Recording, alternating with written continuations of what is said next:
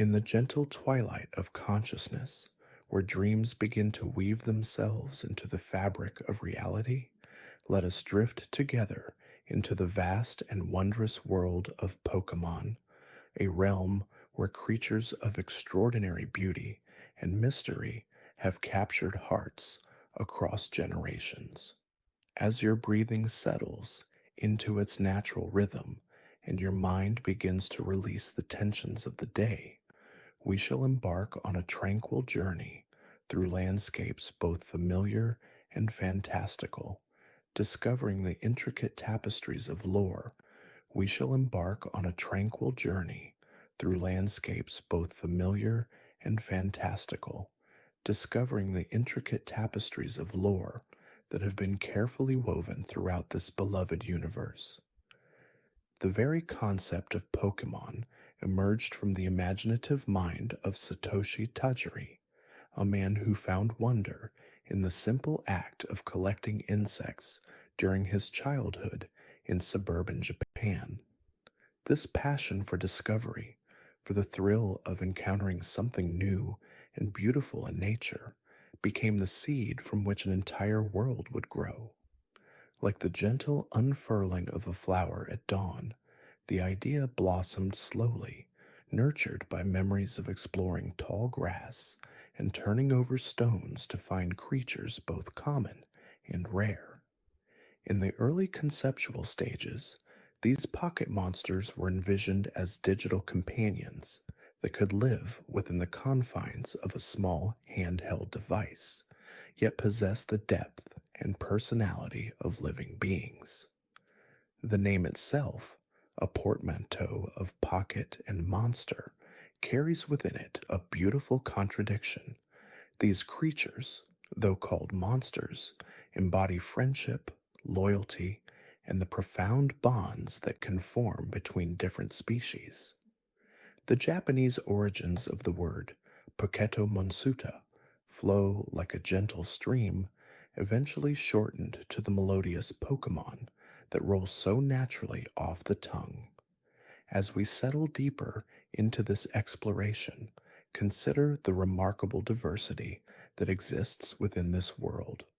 There are currently over 900 species of Pokémon documented across various regions, each one carefully designed with its own unique characteristics, behaviors, and ecological niche. This vast menagerie includes creatures inspired by nearly every form of life on Earth and beyond, from the microscopic to the mythological, from the earthbound to the celestial. The legendary Pokémon known as Arceus holds a special place in this cosmology, often referred to as the original one. According to ancient texts and whispered legends passed down through countless generations, Arceus emerged from a primordial egg within a vortex of chaos and nothingness. With its 1,000 arms, it shaped the very foundations of the Pokémon world, creating time, space, matter, and spirit itself. This creation myth speaks to something profound within us all, the desire to understand our origins and our place within the grand tapestry of existence. From Arceus came the creation trio, each governing fundamental aspects of reality. Dialga, with its steel blue hide gleaming like polished metal, controls the flow of time itself, its heartbeat marking the passage of moments throughout the universe. Palkia, residing in parallel dimensions, with its pearl-like shoulder orbs catching light from distant stars, governs space and the very fabric of reality. And Giratina, dwelling in the mysterious distortion world where gravity flows in impossible directions, serves as the guardian of antimatter and the reverse side of existence. The lake trio, Uxie, Mesprit, and Azelf, represent the gifts of knowledge, emotion, and willpower that Arceus bestowed upon all living beings. These small pixie-like creatures, with their jewel-bright eyes and flowing tails, are said to have taught the first humans and Pokémon how to think, feel, and strive toward their dreams.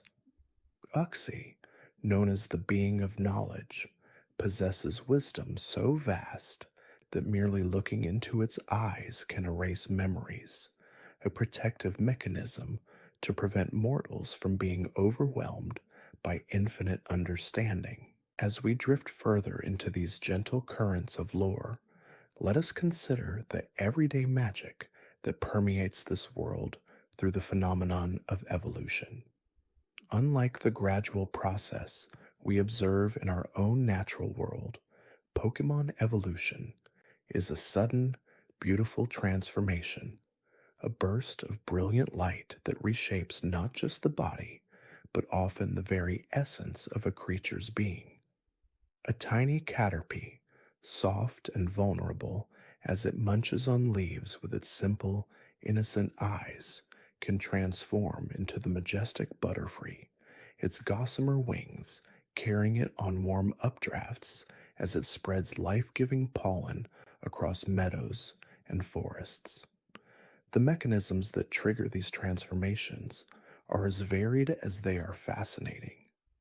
Some Pokemon evolve through the accumulation of experience and the wisdom that comes with age, their bodies naturally progressing to more sophisticated forms when they reach certain thresholds of growth. Others require the deep emotional bonds formed with their trainers, love and trust acting as catalysts for change. Still others respond to specific environmental conditions, the touch of moonlight, the presence of certain stones imbued with mysterious energies, or even the time of day when evolution occurs. Trait evolution represents one of the most intriguing aspects of this phenomenon, suggesting that the act of forming new social connections, of being entrusted to another's care, can trigger profound personal growth. When a Machoke is traded between trainers, the emotional experience of adapting to a new partnership somehow unlocks the potential to become the mighty Mushchomp, gaining additional arms and exponentially increased strength. This speaks to the transformative power of relationships and new experiences in our own lives. Evolution stones scattered throughout the Pokémon World pulse with concentrated elemental energies, each one attuned to specific types of creatures. The Firestone burns with an inner flame that never dims, warm to the touch like a coal fresh from a cozy hearth. When an Eevee encounters this stone, something deep within its incredibly adaptable genetic structure responds to the fire energy, reshaping itself into Flareon, its fluffy coat becoming a living furnace that can reach temperatures of over 1600 degrees Fahrenheit. The Waterstone, cool and smooth like a river pebble worn by countless tides, carries within it the essence of flowing streams and vast oceans. Thunderstones crackle with barely contained electrical energy, their surfaces dancing with tiny sparks that mirror the aurora borealis. Leafstones pulse with the life force of ancient forests, their green depths holding the accumulated wisdom of countless seasons of growth and renewal. Regional variations add another layer of wonder to this already complex world. The same species of Pokemon, when separated by vast distances and different environmental pressures, can develop entirely different characteristics over time. The Vulpix of the Alola region, exposed to the unique conditions of tropical islands, developed an ice-type nature completely opposite to their fire-type cousins. Their snow-white fur and crystalline blue eyes reflect their adaptation to the peaks of tall mountains, where snow falls even in paradise, creating a beautiful example of how environment shapes not just behavior, but fundamental nature itself. These Alolan forms tell stories of migration and adaptation that stretch back through geological ages. When ancient Vulpix populations first arrived in Alola, perhaps carried on the winds of great storms or traveling with settlers, they encountered an environment unlike anything their species had known before. The volcanic peaks, while similar to their original mountain homes, presented new challenges and opportunities. Over countless generations, those individuals best suited to the cooler, higher altitudes gradually developed the ice typing that would eventually become their defining characteristic. The concept of type relationships forms an elegant system that governs interactions throughout the Pokémon world, like an invisible web connecting all living things. Water extinguishes fire, but fire can evaporate water given sufficient intensity. Ground-type attacks have no effect on flying creatures, a logical relationship that mirrors our own understanding of physics and natural law. These interactions create a complex balance where no single type reigns supreme, ensuring that diversity and cooperation remain essential for success. Psychic-type Pokémon occupy a particularly fascinating niche within this ecosystem, their abilities transcending the purely physical realm. Alakazam, with its distinctive spoons that focus mental energy, possesses an intellect that continues growing throughout its lifetime, eventually surpassing human understanding in ways we can barely comprehend. Its brain never stops developing new neural pathways, creating connections and processing information at speeds that would overwhelm lesser minds. The relationship between Pokémon and their natural habitats reveals intricate ecological webs that sustain entire regions. In the depths of ancient forests, grass-type Pokémon work in harmony with their environment, their very presence enriching the soil and encouraging new growth. Bulbasaur, despite being one of the smaller species, plays a crucial role in forest regeneration, its bulb absorbing nutrients from the earth during the day and releasing spores at night that help new plants take root in disturbed areas. Seasonal patterns govern the lives of many Pokémon species in ways both subtle and profound. Sawsbuck undergoes a remarkable transformation 4 times each year, its appearance shifting to match the changing seasons. In spring, its antlers bloom with fresh pink flowers and new leaves unfurl across its brown coat.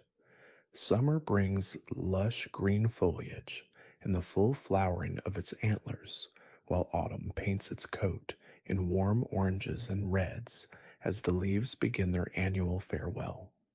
Winter strips away all vegetation, leaving Sawsbuck's form stark and elegant against snowy landscapes, its antlers bare but beautiful in their simplicity. As your breathing continues its steady rhythm, and your mind drifts ever deeper into tranquility, we shall continue our gentle exploration of this boundless world where every creature holds secrets waiting to be discovered, and every region offers new wonders to contemplate in the soft embrace of approaching sleep. The deep ocean currents that flow beneath the surface of the Pokémon world carry with them ancient secrets and hidden migrations that have shaped marine life for millennia. Wailord, the largest of all known Pokémon, follows these invisible highways across vast oceanic distances, their massive forms creating gentle currents that smaller water types ride like aquatic winds. These magnificent creatures can dive to depths where sunlight never reaches, their bodies perfectly adapted to withstand crushing pressures that would destroy surface dwellers. In those lightless depths, Bioluminescent Pokémon create their own constellations, Lanturn's antenna glowing like a beacon that can be seen from 3 miles away, guiding lost travelers through the perpetual darkness of the abyssal plains. The symbiotic relationships that exist between different Pokemon species mirror the delicate interdependencies found throughout nature. Sharpedo and Remoraid have developed a partnership spanning countless generations, where the smaller fish provides cleaning services, removing parasites and dead scales from the shark Pokemon's hide, while gaining protection from larger predators. This ancient contract benefits both parties, creating bonds that transcend simple survival and venture into the realm of genuine cooperation. Such relationships demonstrate that even the most fearsome appearing Pokemon participate in networks of mutual assistance that keep oceanic ecosystems in perfect balance. Mountain ranges serve as natural barriers that have isolated populations for so long that entirely new species have emerged through gradual adaptation. The Sinnoh region's Mount Coronet stands as perhaps the most dramatic example of this geological influence. Its towering peaks creating distinct climate zones that harbor unique communities of Pokemon. At the base, temperate forests shelter familiar species like Bidoof and Starly, while higher elevations become home to hardy rock and steel types that thrive in the thin air and harsh conditions.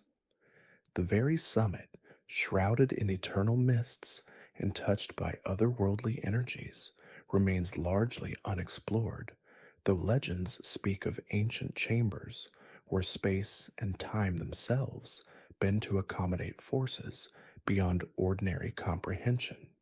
The phenomenon of regional variations continues to fascinate researchers who study how environment shapes not only appearance, but fundamental biological processes. Alolan Vulpix developed its ice typing through centuries of living in snowy mountain peaks, but the transformation went far deeper than mere adaptation to cold. Its internal body temperature dropped significantly, its metabolism slowed to conserve energy during long winter months, and even its social behaviors shifted to accommodate the challenges of surviving in harsh alpine conditions. Where Cantonian Vulpix are solitary and territorial, their Alolan cousins live in small family groups that share body heat and hunting responsibilities during the most difficult seasons.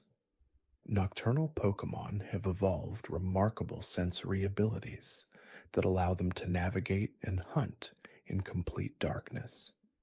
Crobat's 4 wings don't create such precise air currents that it can detect the slightest movement from prey animals hundreds of feet away, while its sonar capabilities rival those of the most sophisticated technological instruments. The rapid beating of its wings produces ultrasonic frequencies that bounce off objects and return with detailed information about size, shape, texture, and even internal structure.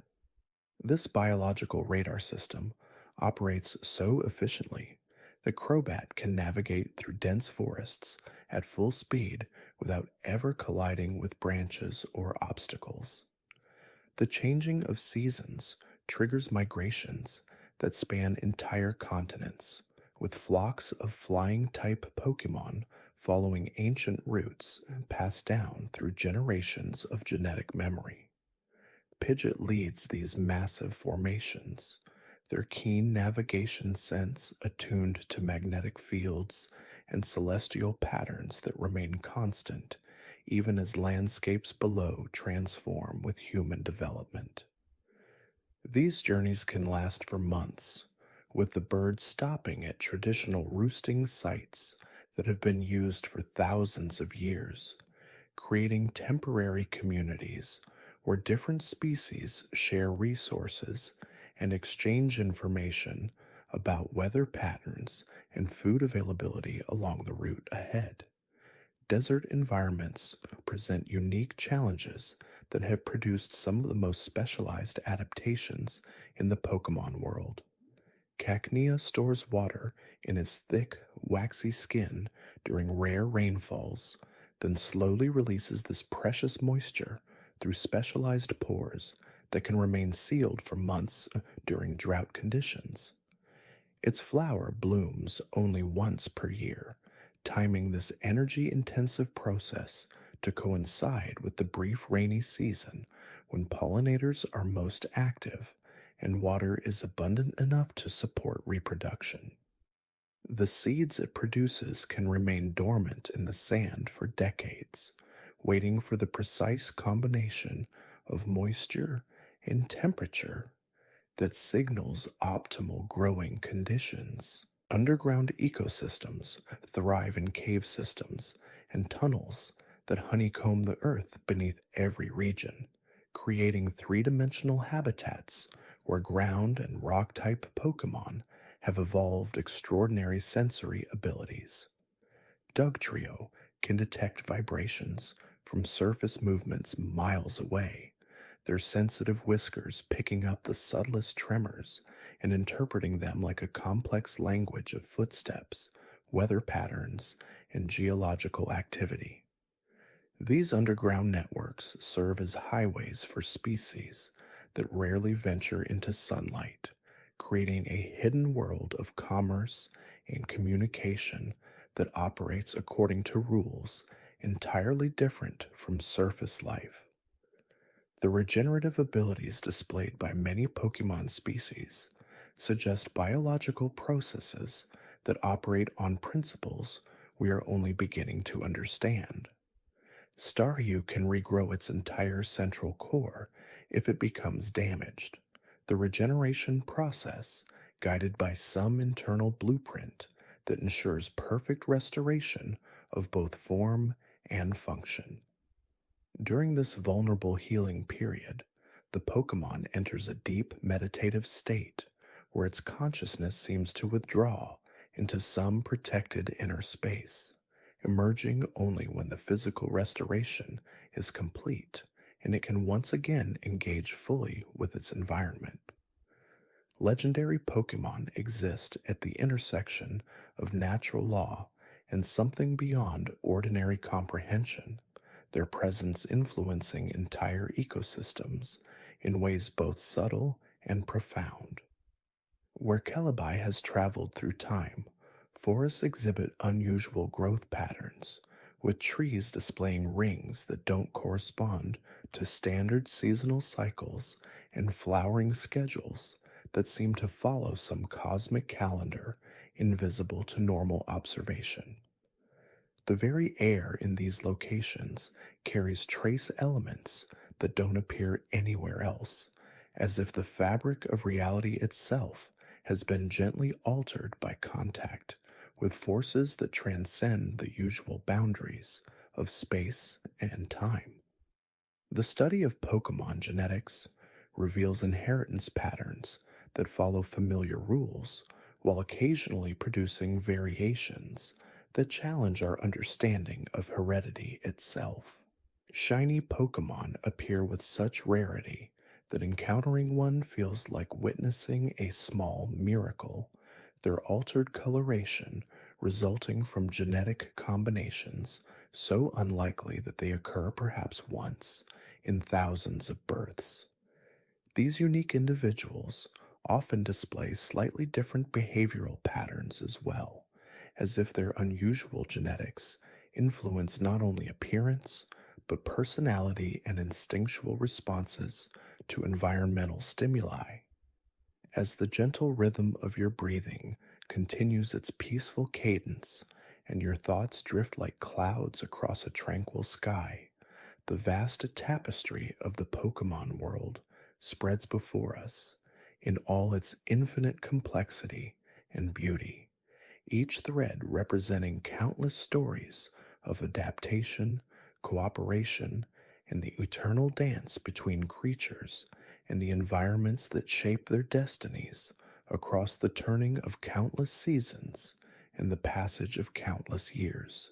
The seasonal migrations of flying type Pokemon follow ancient routes that have remained unchanged for millennia, invisible highways traced across continents by countless generations, following magnetic fields and atmospheric currents that guide them with unerring precision. Pidgeot flocks navigate by reading subtle variations in air pressure and temperature, their keen senses detecting thermal columns and wind patterns that create aerial pathways as reliable as any earthbound road. During these great journeys, different species often travel together in mixed formations, each contributing their unique abilities to the collective navigation effort while sharing the burden of watching for dangers and locating suitable resting places along routes that span thousands of miles. The deep ocean trenches where water-type Pokemon make their homes exist in perpetual darkness. Yet these environments pulse with their own forms of communication and illumination.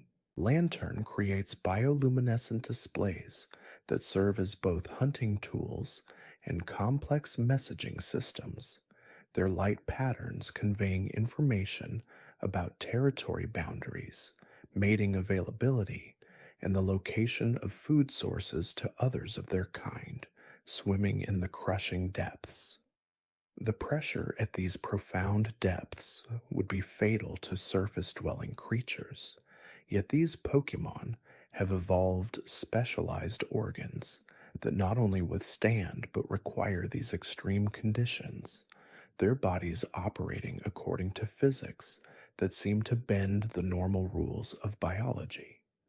Mountain peaks, crowned with perpetual snow, provide sanctuary for ice-type Pokemon whose crystalline bodies reflect and refract light in patterns that create natural aurora displays across the frozen landscape. Articuno's presence in these high altitudes influences weather patterns for hundreds of miles in every direction, its wing beats generating pressure waves that can trigger blizzards or clear skies depending on the season and the needs of the ecosystems below. The ice crystals that form in its wake carry unique molecular structures that never fully melt, instead sublimating directly into vapor that carries trace minerals essential for the growth of certain high-altitude plant species that exist nowhere else on Earth. The symbiotic relationships between grass-type Pokemon and their environments extend far beyond simple photosynthesis, creating networks of chemical communication that span entire forest ecosystems. Vileplume releases complex pollen compounds that serve not only as reproductive mechanisms, but as information carriers, spreading news of seasonal changes, resource availability, and potential threats through airborne molecular messages that other plant-type Pokemon can interpret and respond to accordingly. These chemical conversations occur constantly beneath the threshold of human perception, creating a parallel communication network that operates through scent and molecular recognition rather than sound or visual signals. The volcanic regions where fire-type Pokemon thrive showcase the planet's raw creative power, with lava flows and geothermal vents providing energy sources that these creatures convert into the flames that define their very essence. Magcargo's body temperature exceeds that of molten rock, yet it moves with surprising grace through its superheated environment, leaving trails of cooled magma that eventually become the fertile volcanic soil essential for certain rare plants that grow only in the aftermath of eruption. The heat these Pokemon generate serves crucial ecological functions, maintaining thermal vents that provide warmth for countless smaller creatures during harsh winter months when surface temperatures would otherwise prove fatal. Psychic type Pokemon demonstrate abilities that suggest consciousness operates according to principles far more complex than conventional understanding might suggest. Alakazam's mental processes occur at speeds that allow it to perform thousands of calculations simultaneously while maintaining awareness of multiple dimensional planes, its spoons serving as focusing tools that help channel and direct psychic energy with surgical precision. The telepathic networks these Pokemon can establish span continents, creating instant communication channels that bypass the normal limitations of space and time, allowing for coordination of activities and sharing of knowledge across distances that would take weeks to traverse by conventional means. The nocturnal activities of ghost-type Pokemon reveal hidden aspects of reality that remain invisible during daylight hours, their ethereal forms existing partially in dimensions that overlap but don't perfectly align with the physical world most creatures inhabit. Gengar can phase through solid matter by shifting its molecular structure into states that science struggles to classify, moving through walls and underground formations as easily as walking through open air. During the darkest hours before dawn, these Pokemon gather in locations where the boundaries between dimensions grow thin, participating in activities and rituals whose purposes remain mysterious to outside observers. The electrical storms generated by electric-type Pokemon serve functions that extend far beyond simple displays of power, creating electromagnetic fields that influence everything from plant growth cycles to the migration patterns of other Pokemon species. Zapdos appears during the most intense thunderstorms, its presence somehow essential for maintaining the planet's electrical balance, drawing excess charge from the atmosphere and redistributing it through natural lightning rod networks that prevent dangerous buildups of static energy. The electromagnetic signatures these Pokemon create can be detected by sensitive instruments from hundreds of miles away, their bioelectric fields generating patterns that seem to follow mathematical principles relating to the golden ratio and other naturally occurring geometric constants. Desert environments showcase the remarkable adaptability of ground-type Pokemon whose bodies have evolved specialized systems for surviving in conditions where water is precious and temperatures fluctuate dramatically between blazing days and frigid nights. Sandslash creates elaborate burrow systems that extend deep into cooler underground layers with chambers designed for different purposes, including food storage, temperature regulation, and protection from sandstorms. The scales covering its body can adjust their angle and reflectivity to either absorb or deflect heat as needed, creating a natural climate control system that maintains optimal body temperature regardless of external conditions. The ancient forests, where dragon-type Pokemon make their lairs, exist as living museums, preserving ecosystems that have remained essentially unchanged since the earliest periods of natural history. Dragonite, despite its gentle nature, commands respect from all other forest inhabitants, its presence maintaining a delicate balance that prevents any single species from overwhelming others and ensuring that these primeval woodlands continue to thrive according to patterns established over geological timescales.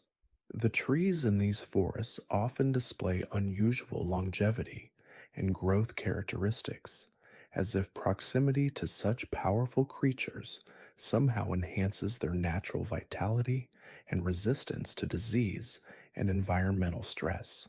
Fighting type Pokemon demonstrate that physical prowess extends far beyond mere strength, their training regimens incorporating elements of meditation, breath control, and mental discipline that transform combat into a form of moving art.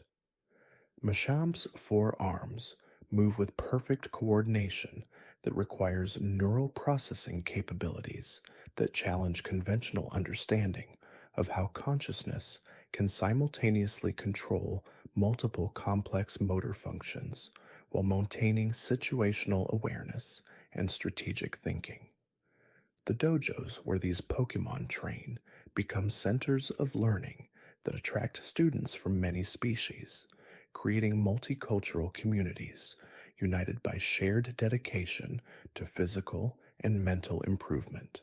The steel type Pokemon embody the fusion of organic life with metallic elements, their bodies incorporating minerals and alloys in ways that create living examples of advanced materials science.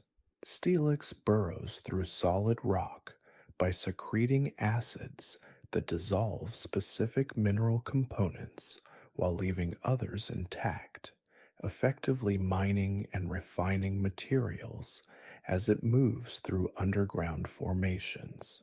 The metallic components of its body grow stronger and more refined over time through constant exposure to geological pressure and chemical processes that occur naturally during its subterranean lifestyle.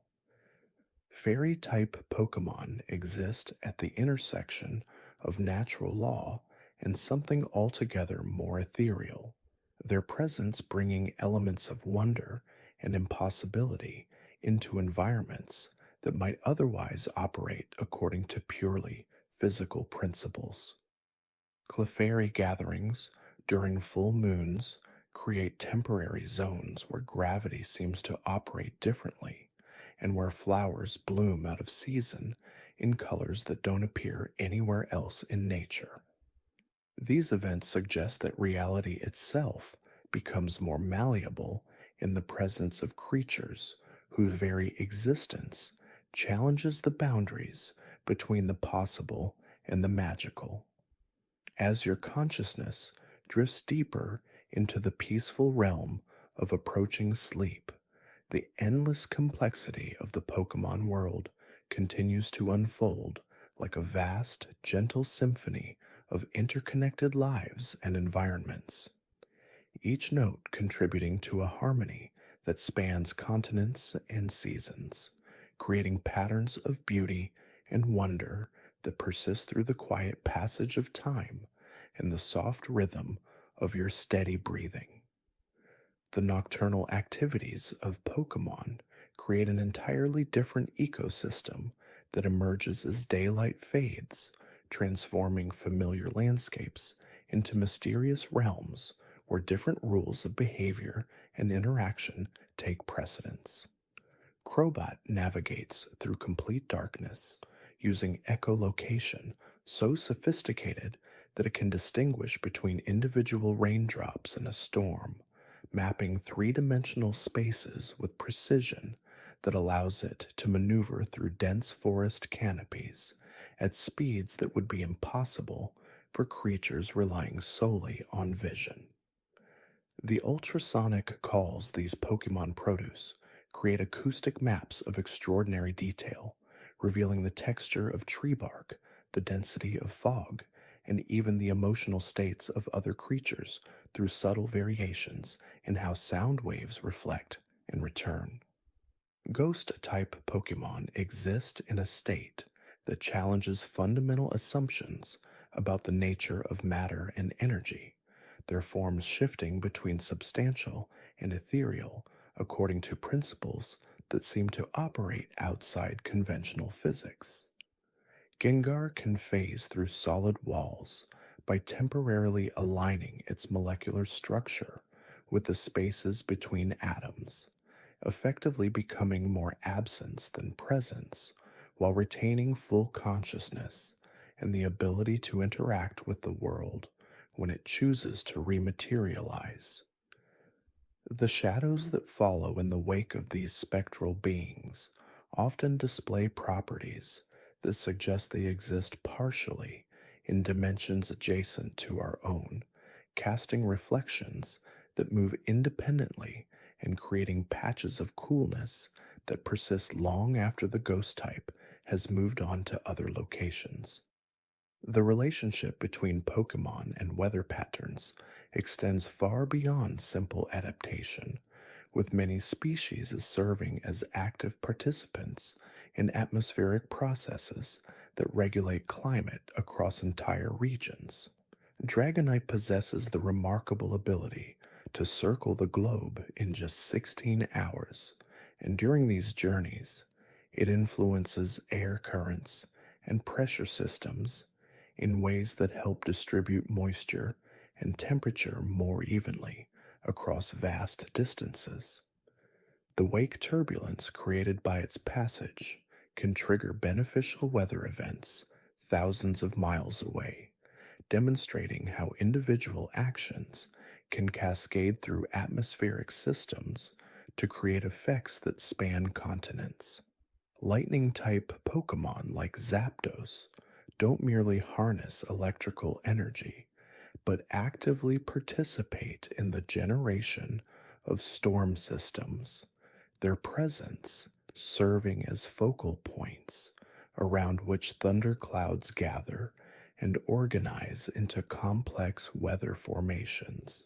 The electrical fields they generate can influence the behavior of charged particles in the upper atmosphere, creating auroras and other optical phenomena that paint the night sky in colors that shift and dance according to the emotional states and activity levels of these powerful creatures. Water type Pokemon have developed relationships with aquatic environments that transform entire hydrological systems into living networks of communication and resource sharing. Gyarados creates underwater currents that carry nutrients and oxygen to areas that might otherwise become stagnant, its movements through deep lake systems creating circulation patterns that support diverse communities of aquatic life. The scales that these massive creatures shed as they grow contain trace minerals that serve as fertilizers for aquatic plants, creating blooms of algae and plankton that form the foundation of complex food webs. Vaporeon can alter its cellular structure to become nearly indistinguishable from water itself, allowing it to flow through the smallest cracks and crevices while maintaining full sensory awareness of its surroundings. This ability enables it to serve as a living monitoring system for water quality, detecting pollutants and contamination at concentrations far below what conventional testing methods could identify. The migration patterns of flying-type Pokémon create aerial highways that connect distant ecosystems and facilitate the exchange of genetic material, nutrients, and information across geographic barriers that might otherwise isolate different populations. Pidgeot flocks follow magnetic field lines that shift gradually over time, their roots adapting to changes in the planet's magnetic field in ways that suggest these creatures possess navigational abilities that operate on geological timescales. The formation flying patterns they adopt serve multiple purposes beyond simple energy conservation, creating acoustic signatures that can be detected by other Pokémon hundreds of miles away and establishing territorial boundaries that exist entirely in three-dimensional airspace. The feathers that molt during these long journeys often contain seeds and spores from distant regions, effectively serving as agents of botanical dispersal that introduce new plant species to environments that might benefit from increased biodiversity. Rock-type Pokémon serve as living geological archives, their bodies incorporating mineral samples from every environment they've inhabited and creating detailed records of environmental conditions that span decades or even centuries. Golem's rocky exterior develops distinct layers over time, much like tree rings, with each stratum recording information about climate, atmospheric composition, and geological activity during specific periods of its life. These natural archives become invaluable resources for understanding long-term environmental changes and predicting future trends in ways that complement but extend far beyond conventional geological sampling methods. The grinding action of these creatures as they move through rocky terrain creates fine particles that serve as soil amendments, gradually transforming barren landscapes into fertile ground capable of supporting plant communities that might never have established themselves through natural processes alone. Psychic-type Pokémon demonstrate that consciousness itself might be a fundamental force of nature, capable of influencing physical reality through mechanisms that operate beyond the conventional boundaries between mind and matter. Alakazam's mental processes generate measurable electromagnetic fields that can affect the behavior of electronic devices and influence the growth patterns of nearby plants, suggesting that thought itself possesses tangible properties that interact with the physical world in ways that challenge traditional distinctions between subjective experience and objective reality. The telepathic networks that form between groups of psychic-type Pokémon create distributed intelligence systems that can process information and solve problems at scales that exceed the capabilities of any individual mind, demonstrating emergent properties of consciousness that arise when multiple aware entities synchronize their mental activities. The seasonal cycles that govern Pokémon behavior create temporal rhythms that extend far beyond simple responses to temperature and daylight changes, encompassing complex social dynamics and reproductive strategies that unfold according to astronomical events and geological processes that operate on multiple timescales simultaneously. Deerling's seasonal transformations reflect not only immediate environmental conditions, but also subtle variations in electromagnetic radiation from distant stars, their coat colors and patterns serving as living indicators of cosmic weather patterns that influence biological processes in ways that remain largely mysterious to conventional science.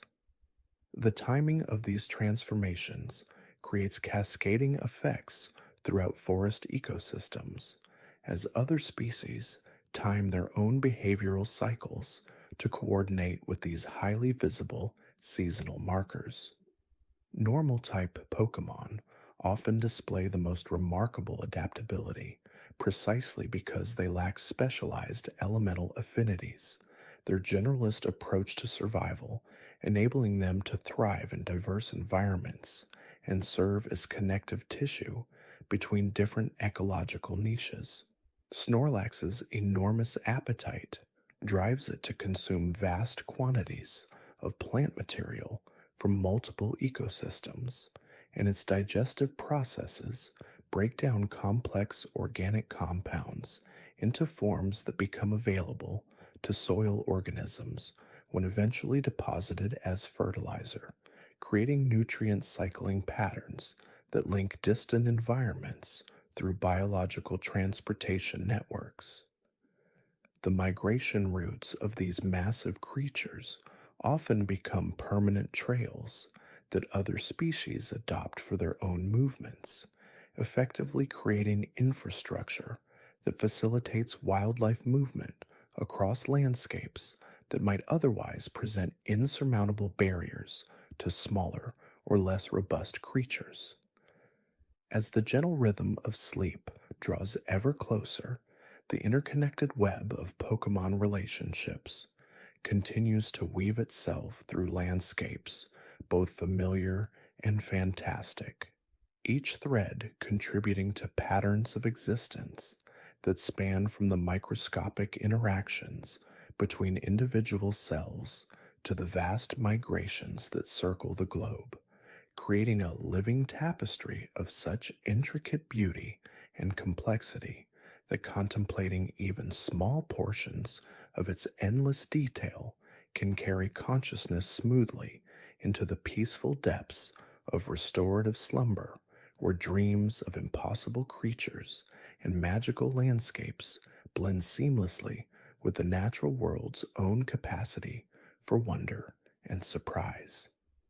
The profound mysteries that surround legendary Pokemon extend far beyond their immense power, touching upon fundamental questions about the nature of time, space, and consciousness itself.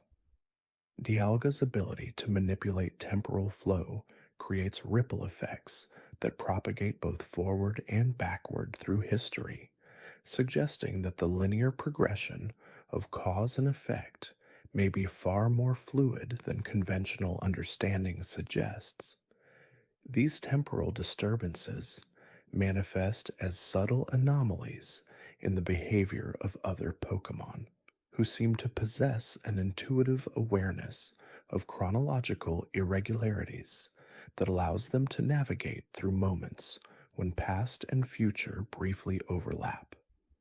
The crystalline formations that appear in areas where Dialga has exercised its temporal powers contain mineral structures that display impossible geometric properties, their atomic arrangements defying conventional physics, while somehow maintaining perfect stability across extended periods. These temporal crystals pulse with faint energy signatures that synchronize with the heartbeats of nearby Pokemon, creating biological rhythms that fluctuate in harmony with the fundamental frequencies of time itself.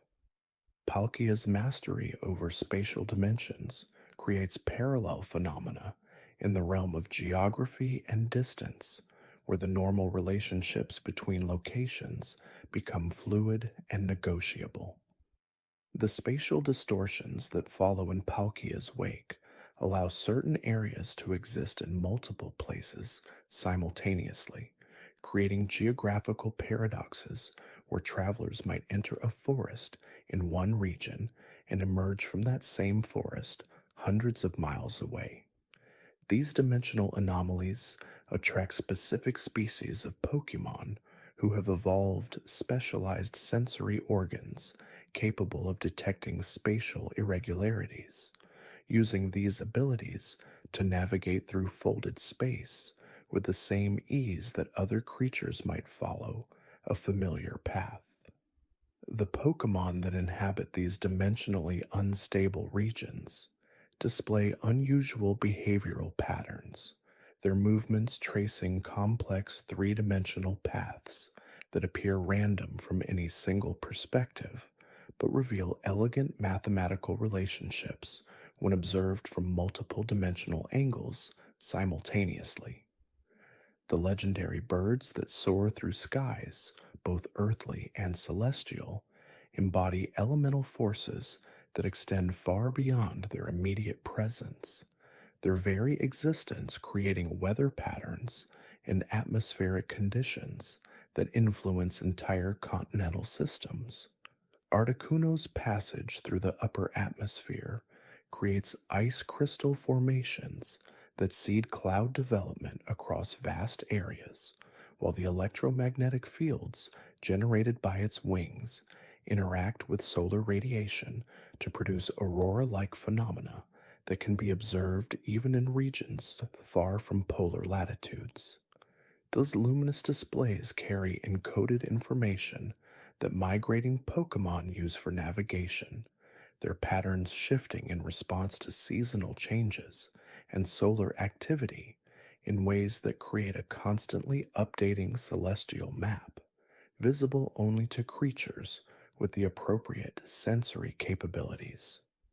Zapdos generates electrical fields of such intensity that they create permanent changes in the atmospheric chemistry of regions where it nests, establishing conditions that favor the development of unique weather phenomena and electromagnetic anomalies. The thunderstorms that follow in its wake display unusual characteristics, with lightning that strikes upward from the ground toward the clouds and electrical discharges that maintain coherent patterns across extended periods. These electromagnetic disturbances create corridors of enhanced conductivity in the atmosphere that other electric-type Pokémon can sense and utilize for long-distance communication, establishing networks of electrical signaling that span entire continents.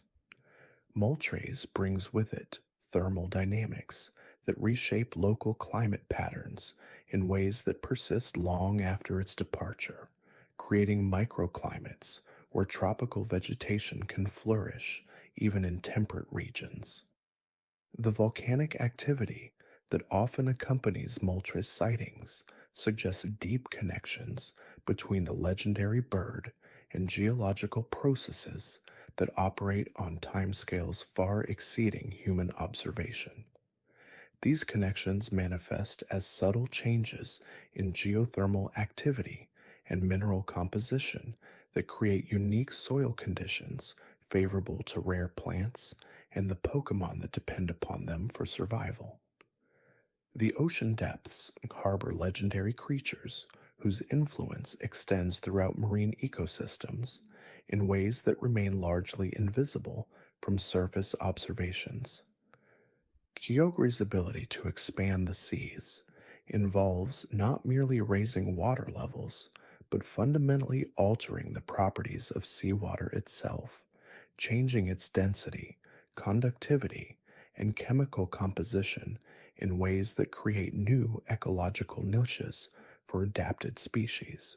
These oceanic transformations propagate through underwater currents that carry modified water masses across global distances, gradually introducing Kyogre's influence into marine environments that may never experience direct contact with the legendary Pokémon itself. The deep-sea trenches where Kyogre is said to rest display unusual acoustic properties, with sound waves that travel through these waters carrying frequencies that resonate with the biological rhythms of marine Pokémon across multiple species. These acoustic signatures create underwater communication networks that allow ocean-dwelling creatures to coordinate their activities across vast distances, establishing migration patterns and feeding behaviors that optimize the utilization of marine resources on a planetary scale. Groudon's connection to continental land masses involves geological processes that operate through both surface volcanism and deep crustal movements that reshape the fundamental structure of continents over extended periods. The expansion of land that accompanies Groudon's awakening occurs through mechanisms that involve not only volcanic activity, but also tectonic forces that elevate seafloor sediments and create new terrestrial environments. Thus, newly formed lands display unique mineral compositions that support specialized plant communities, which in turn provide habitat for Pokémon species that exist nowhere else on Earth. The underground chambers where Groudon slumbers create networks of geothermal activity that extend far beyond their immediate vicinity, establishing conditions that influence groundwater flow patterns and soil chemistry across entire regions. These subterranean thermal systems create underground oases where unique ecosystems develop in complete darkness, supported by chemosynthetic processes that convert mineral compounds into biological energy without requiring any input from surface photosynthesis. The mythical Pokémon that exist at the boundaries between legend and reality demonstrate abilities that challenge fundamental assumptions about the nature of existence itself. Mew's capacity for genetic transformation suggests access to biological information that transcends individual organisms, drawing upon a universal genetic library that contains the developmental patterns for all possible life forms. This connection to primordial biological data allows Mew to manifest physical forms that represent not only existing species, but also potential evolutionary pathways that have never been realized in natural populations. The cellular level transformations that enable Mew's shape-shifting abilities involve quantum mechanical processes that allow matter to reorganize itself according to information patterns rather than conventional chemical reactions. These quantum biological phenomena create brief windows where the boundaries between different species become permeable, allowing genetic information to flow between organisms in ways that accelerate evolutionary adaptation and create hybrid characteristics that persist across multiple generations. Celebi's time travel capabilities create temporal loops that allow past events to influence their own causes, establishing causal relationships that form closed circles rather than linear progressions. These temporal paradoxes manifest as areas where cause and effect become interchangeable, creating zones of enhanced probability where desired outcomes become more likely to occur naturally. The forests that Celebi protects exist partially outside normal temporal flow, their trees growing according to accelerated time streams that allow centuries of development to occur within much shorter periods. The healing powers that Celebi brings to damaged ecosystems operate through temporal mechanisms that reverse the progression of environmental degradation by selectively accelerating recovery processes while slowing or reversing harmful changes. These temporal interventions create pockets of pristine wilderness that serve as seed sources for ecosystem restoration across much larger areas, their influence spreading gradually outward as healthy biological communities expand into previously damaged regions. As consciousness drifts toward the peaceful embrace of sleep, its magnificent creatures continue their eternal dance through dimensions both seen and unseen, their legendary powers weaving together the fundamental forces that maintain the delicate balance between order and chaos, between the known and the unknowable, creating a universe where magic and nature exist in perfect harmony, where every breath carries the potential for wonder, and where the gentle rhythm of existence itself becomes a lullaby that guides all living beings toward the restorative depths of dreams filled with impossible beauty and infinite possibility. The Pokémon world extends far beyond the confines of land and sea, reaching into realms where the boundaries of physics and imagination blur into one. Take, for instance, the enigmatic Lunatone and Solrock, celestial Pokémon, whose existence hints at a cosmic connection between terrestrial life and the vast expanse of space. Lunatone, with its smooth, moon-shaped body, seems to draw energy from lunar cycles, its psychic abilities waxing and waning with the phases of the moon. Solrock, on the other hand, radiates solar energy, its rocky surface absorbing sunlight and converting it into a powerful force that sustains its psychic and physical capabilities. These Pokémon are said to have arrived on Earth aboard meteorites, their origins tied to distant celestial bodies where conditions are so alien that life takes forms unlike anything found on our planet. Their presence suggests that the universe may be teeming with Pokémon-like entities, each adapted to the unique environments of their home worlds, from the icy depths of distant moons to the blazing heat of sun-scorched asteroids. The gravitational fields they generate are thought to influence tides and weather patterns, subtly shaping the natural world in ways that go unnoticed by most, but are deeply felt by those attuned to the rhythms of the earth and sky. Moving from the cosmos to the depths of the ocean, we find the majestic Milotic, a Pokémon whose beauty is said to calm even the most troubled hearts. It is often found in serene underwater habitats, its scales shimmering with iridescent colors that shift and change like the surface of water, reflecting the sky.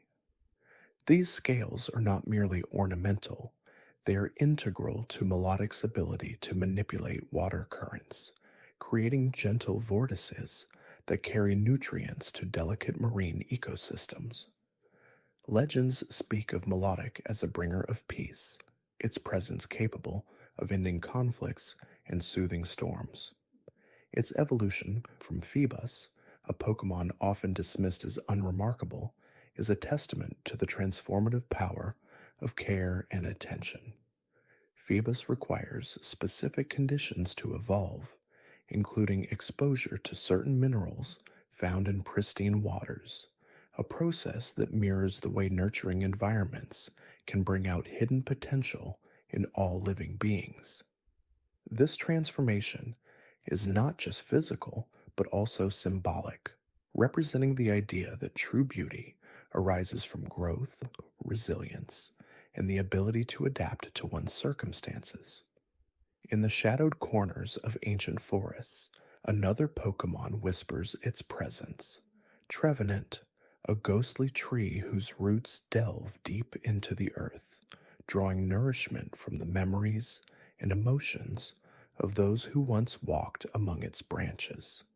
Trevenant's hollow trunk serves as a sanctuary for smaller Pokémon, offering protection from predators and harsh weather.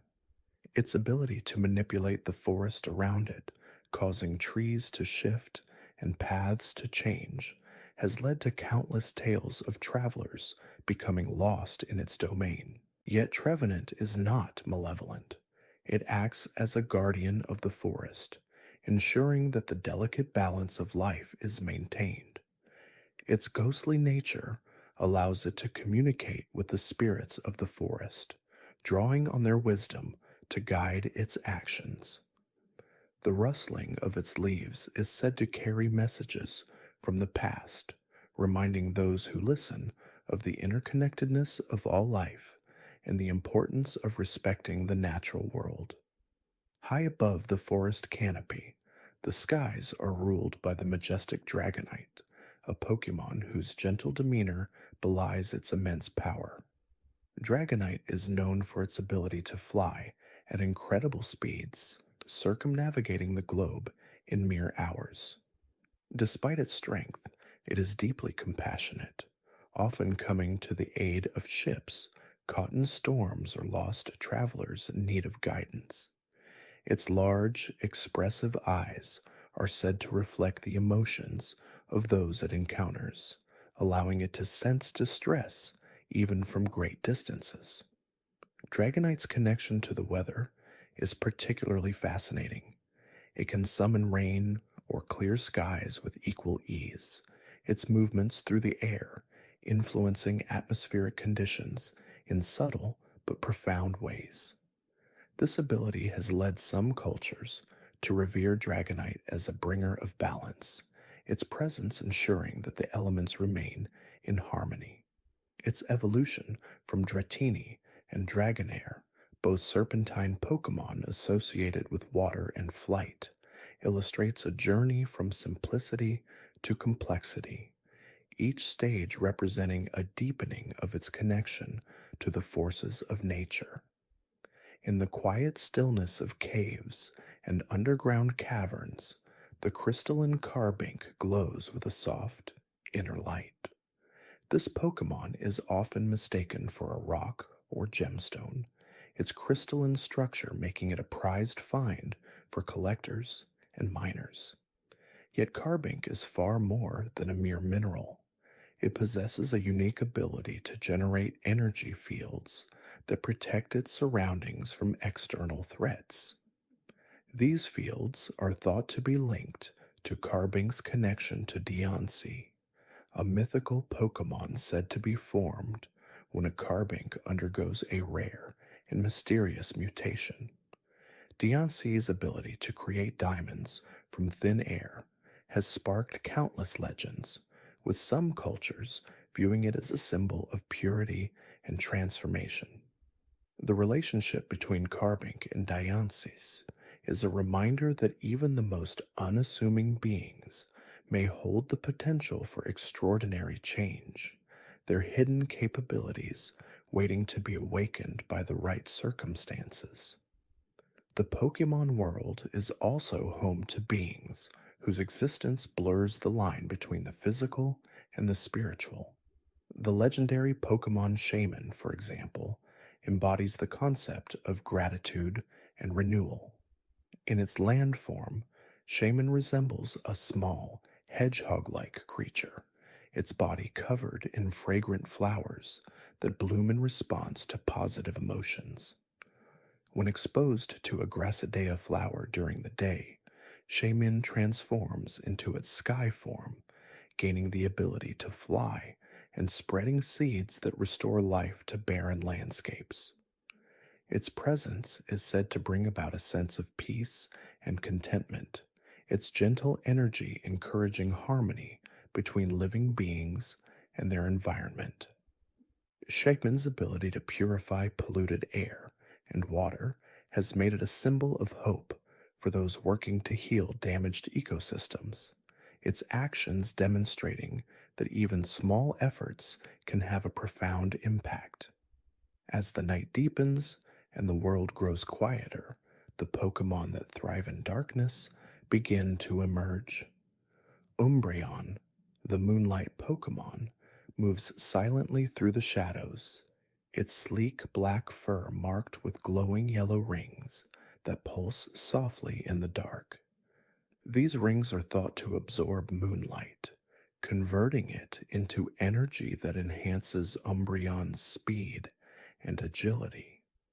Its keen senses allow it to detect even the slightest movement, making it an adept hunter and protector.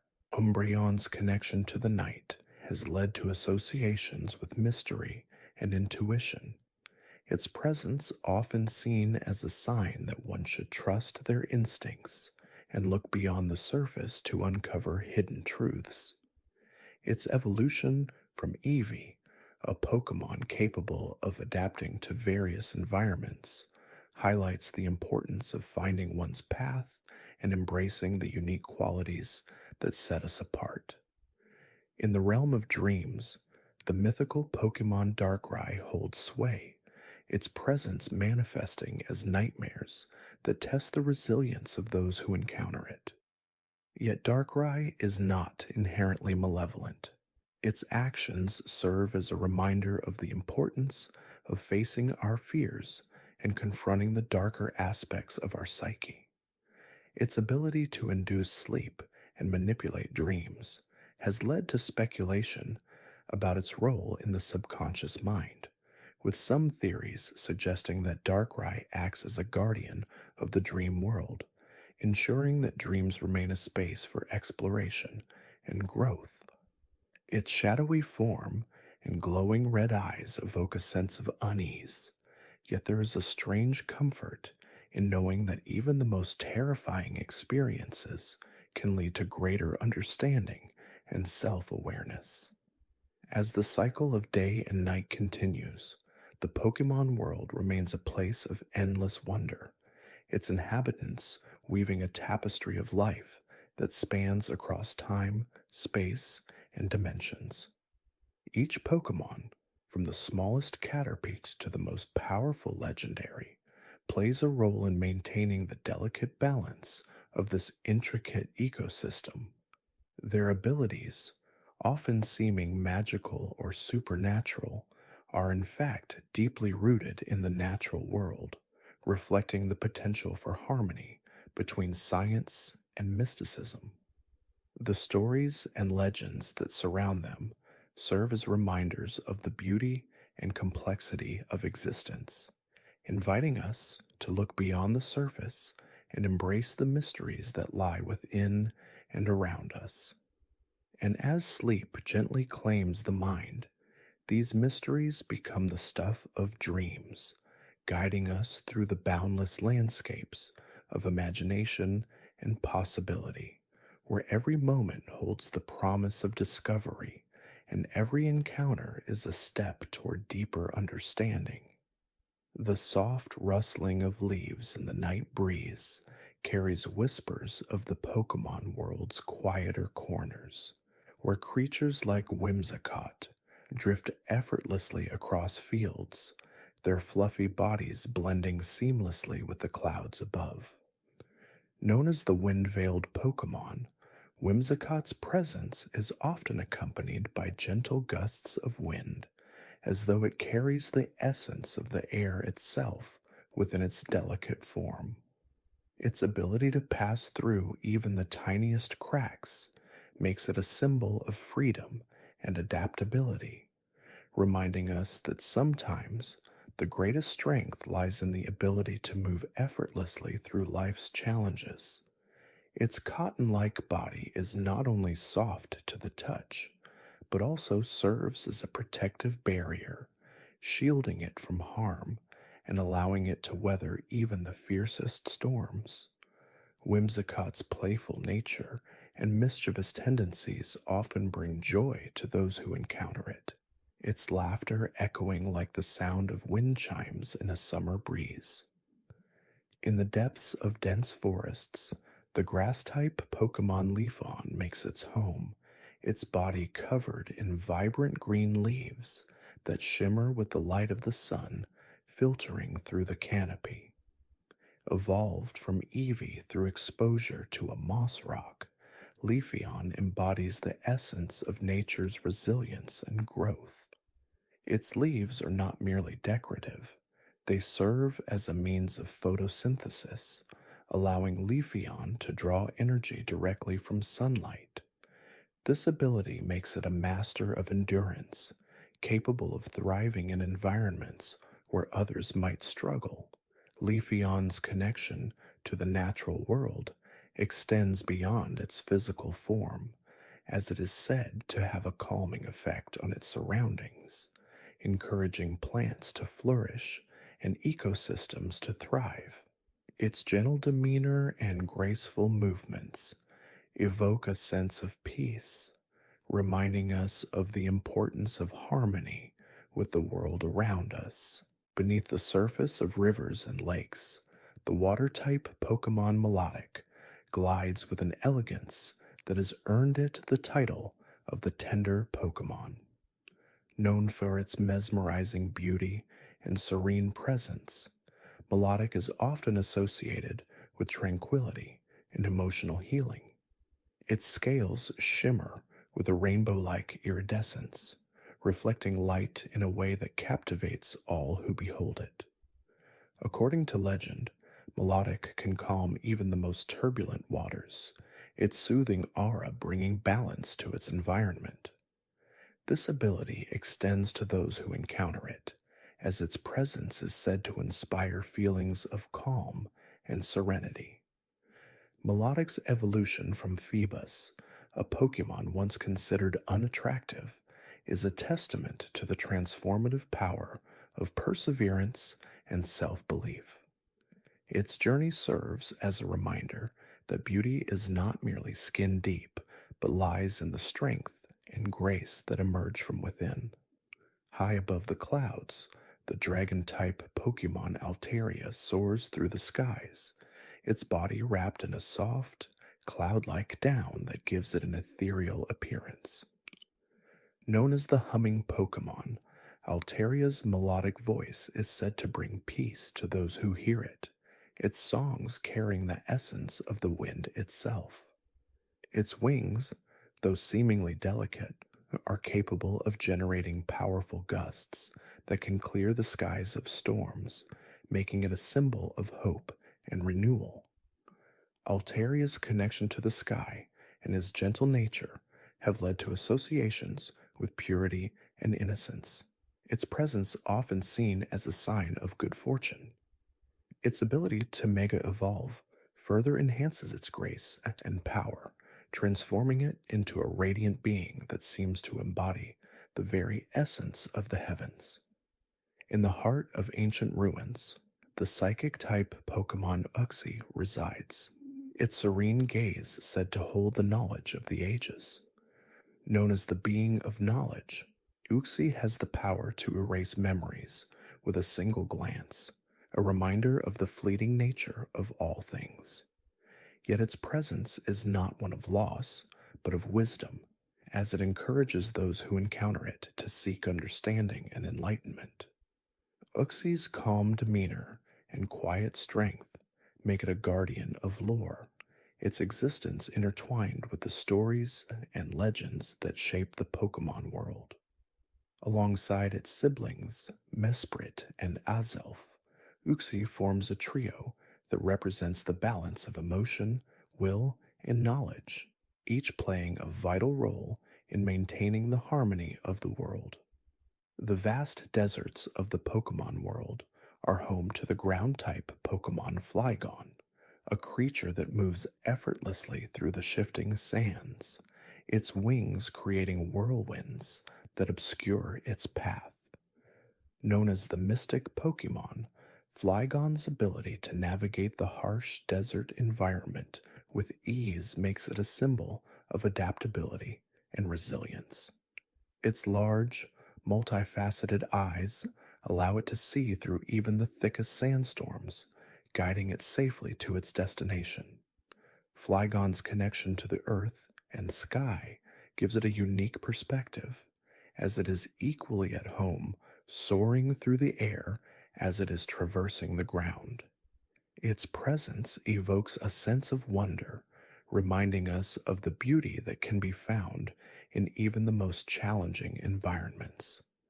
In the quiet corners of forests and meadows, the bug-type Pokémon Ribombee flits from flower to flower, its tiny wings beating with a gentle hum that blends seamlessly with the sounds of nature.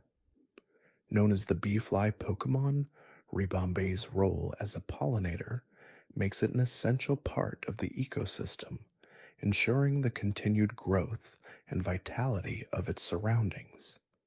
Its delicate appearance belies its strength, as it is capable of creating powerful gusts of wind with its wings, protecting itself and its companions from harm. Ribombee's connection to flowers and its ability to create pollen puffs have led to associations with healing and nourishment, its presence often seen as a sign of abundance and prosperity. Its cheerful demeanor and vibrant colors bring a sense of joy to those who encounter it, its existence a reminder of the beauty and fragility of life.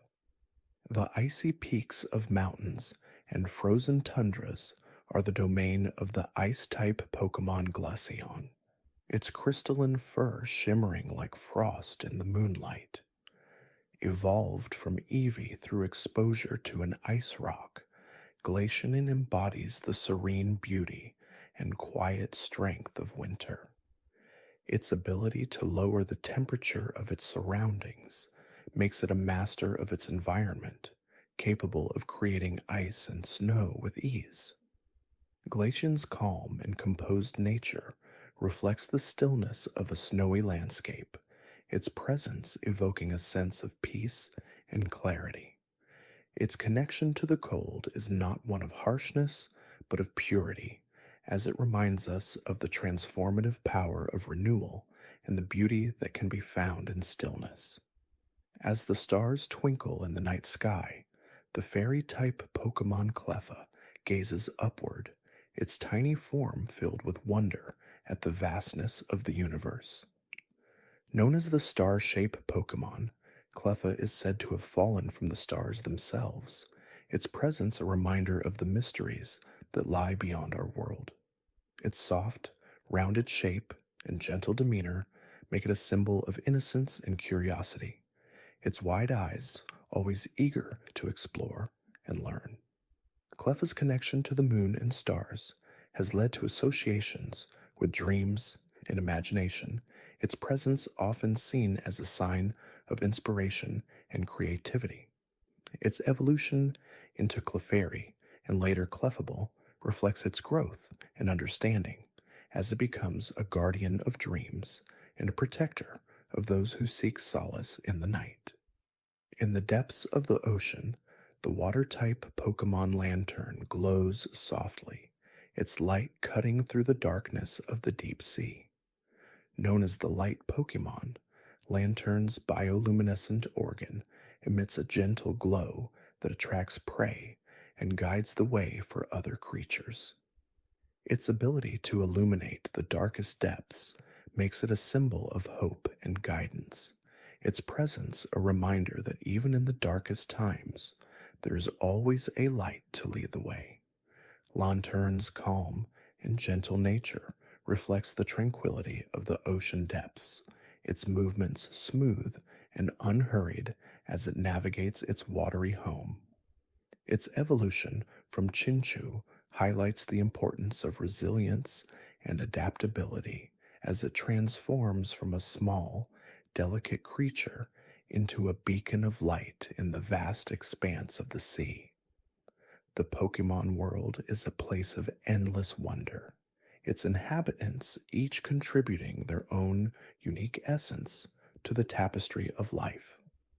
From the smallest Budu to the mighty Rayquaza, each Pokémon plays a role in maintaining the delicate balance of nature, their abilities and stories reflecting the beauty and complexity of existence. As sleep gently claims the mind, these creatures become the guides through the landscapes of dreams, their presence a source of comfort and inspiration. In the quiet moments of the night, the Pokémon world whispers its secrets, inviting us to explore, to wonder, and to dream. And as the stars continue their silent journey across the sky, we are reminded that within the vastness of the universe, there is always space for magic, mystery, and the boundless possibilities of the imagination. In the lush forests of the Pokémon world, the grass-type Pokémon Roserade moves with grace and precision, its elegant form adorned with delicate flowers that bloom in a spectrum of colors. Known as the Bouquet Pokémon, Roserade's presence is a testament to the beauty and intricacy of nature, its flowers not only a symbol of aesthetic appeal, but also a source of potent aroma that can calm or confuse its foes.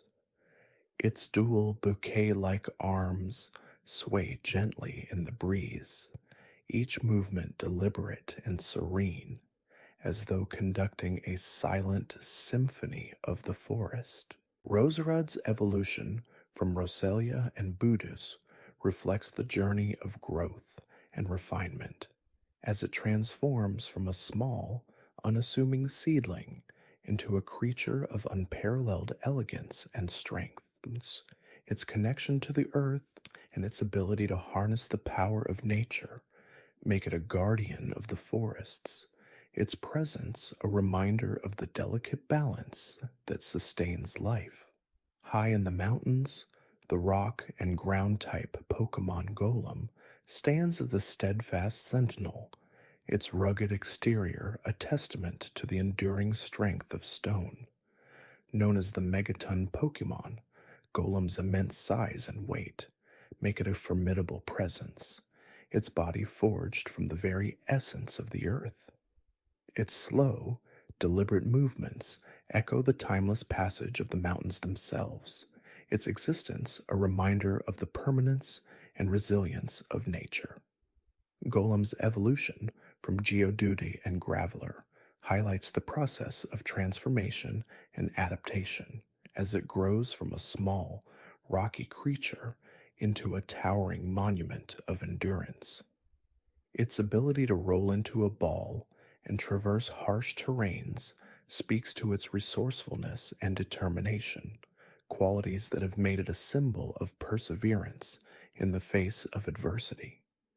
In the quiet meadows and fields, the normal type Pokemon Skitty frolics with carefree abandon, its playful nature a source of joy and laughter. Known as the Kitten Pokemon, Skitty's soft fur and wide eyes make it an endearing companion, its curiosity and energy inspiring those around it. Skitty's fascination with anything that moves reflects its boundless imagination and zest for life, its antics often bringing smiles to the faces of those who encounter it. Its evolution into Delcatty introduces a sense of grace and poise as it matures into a creature of elegance and charm. Skitty's presence in the Pokémon world is a reminder of the importance of playfulness and wonder, its spirit a beacon of light in even the simplest of moments. Deep within the volcanic regions, the fire and rock-type Pokémon Magcargo moves slowly, its molten shell glowing with the heat of the Earth's core. Known as the Lava Pokémon, Magcargo's body temperature is said to exceed 18,000 degrees Fahrenheit, making it one of the hottest Pokémon in existence. Despite its intense heat, Magcargo's demeanor is calm and unhurried, its movements reflecting the slow, deliberate flow of lava. Its evolution from Slugma highlights the transformative power of fire and heat as it evolves from a small, slug-like creature into a molten embodiment of the Earth's fiery heart. Magcargo's presence in the Pokémon world is a reminder of the raw, elemental forces that shape the planet, its existence a testament to the power and beauty of nature's most primal energies. In the vast deserts, the ground and steel type Pokémon Steelix emerges from the sands, its metallic body gleaming in the sunlight. Known as the Iron Snake Pokémon, Steelix's immense size and strength make it a formidable force, its body forged from the toughest metals found deep within the earth. Its evolution from Onyx represents a process of refinement and enhancement as it transforms from a rocky serpent into a creature of unparalleled durability and power. Steelix's ability to burrow through the earth with ease speaks to its mastery over its environment, its presence a reminder of the hidden treasures and secrets that lie beneath the surface. Its calm and stoic nature reflects the enduring strength of the earth itself, its existence a symbol of resilience and fortitude. In the skies above, the flying and dragon-type Pokémon Salamounts soars with unmatched speed and agility, its powerful wings cutting through the air like a blade. Known as the Dragon Pokémon, Salamance's evolution from Bugon and Shelgon represents the fulfillment of a lifelong dream, as it finally takes to the skies after years of patience and perseverance. Its fierce and determined nature makes it a formidable opponent, its presence a reminder of the power of ambition and the rewards of unwavering determination. Salamance's ability to fly at incredible speeds and heights speaks to its mastery of the skies, its existence a symbol of freedom and the boundless possibilities that lie beyond the horizon. In the icy tundras, the ice-type Pokémon Glaceon moves with elegance and precision, its crystalline fur shimmering in the cold light. Known as the fresh snow Pokémon, Glaceon's presence is a reminder of the beauty and serenity of winter, its abilities harnessing the power of ice to create stunning displays of frost and snow. Its evolution from Eevee highlights the adaptability and versatility of this unique Pokémon as it transforms into a creature perfectly suited to its icy environment. Glaceon's calm and composed demeanor reflects the stillness of the frozen landscapes it calls home, its existence a testament to the quiet strength and resilience of winter's embrace. In the dense jungles, the grass and poison-type Pokémon Victreebel lurks among the foliage, its wide, gaping mouth ready to ensnare unsuspecting prey. Known as the flycatcher Pokémon, Victreebel's appearance is both striking and intimidating. Its large, pitcher-like leaves filled with a sweet, sticky liquid that attracts and traps insects. Its evolution from Bellsprout and Weepinbell highlights the process of growth and adaptation as it transforms from a small, unassuming plant into a formidable predator. Victreebel's presence in the Pokémon world is a reminder of the intricate and often surprising relationships that exist within nature, its existence a testament to the complexity and diversity of life. In the bustling cities and towns, the electric-type Pokémon Raichu moves with energy and enthusiasm, its powerful tail crackling with electricity. Known as the mouse Pokémon, Raichu's evolution from Pikachu represents the culmination of its training and experience as it transforms into a creature of greater power and agility. Its cheerful and spirited nature makes it a beloved companion, its presence a source of joy and inspiration. Raichu's ability to generate and control electricity speaks to its mastery over this powerful force, its existence a reminder of the dynamic and ever-changing nature of energy. In the tranquil lakes and rivers, the water and psychic type Pokémon Slowbro drifts lazily, its calm demeanor reflecting the peaceful waters it calls home. Known as the hermit crab Pokémon, Slowbro's symbiotic relationship with Shelter highlights the interconnectedness of life as the two creatures rely on each other for survival and strength. Its evolution from Slowpoke introduces a sense of balance and harmony as it becomes a creature of stability and resilience. Slowbro's presence in the Pokémon world is a reminder of the importance of patience and tranquility, its existence a testament to the quiet strength that lies within us all. As the night deepens and the world grows still, these Pokémon continue their silent journeys, their stories intertwining with the fabric of the universe. Each creature, from the smallest Caterpie to the mighty Arceus, carries within it a spark of life and a unique essence that contributes to the ever-evolving tapestry of existence. In the quiet moments before sleep, their presence becomes a soothing balm, their gentle movements and calm energies guiding the mind into a state of peace and rest. The Pokémon world, with its endless wonders and mysteries, invites us to dream, to explore, and to find solace in the beauty of the natural world.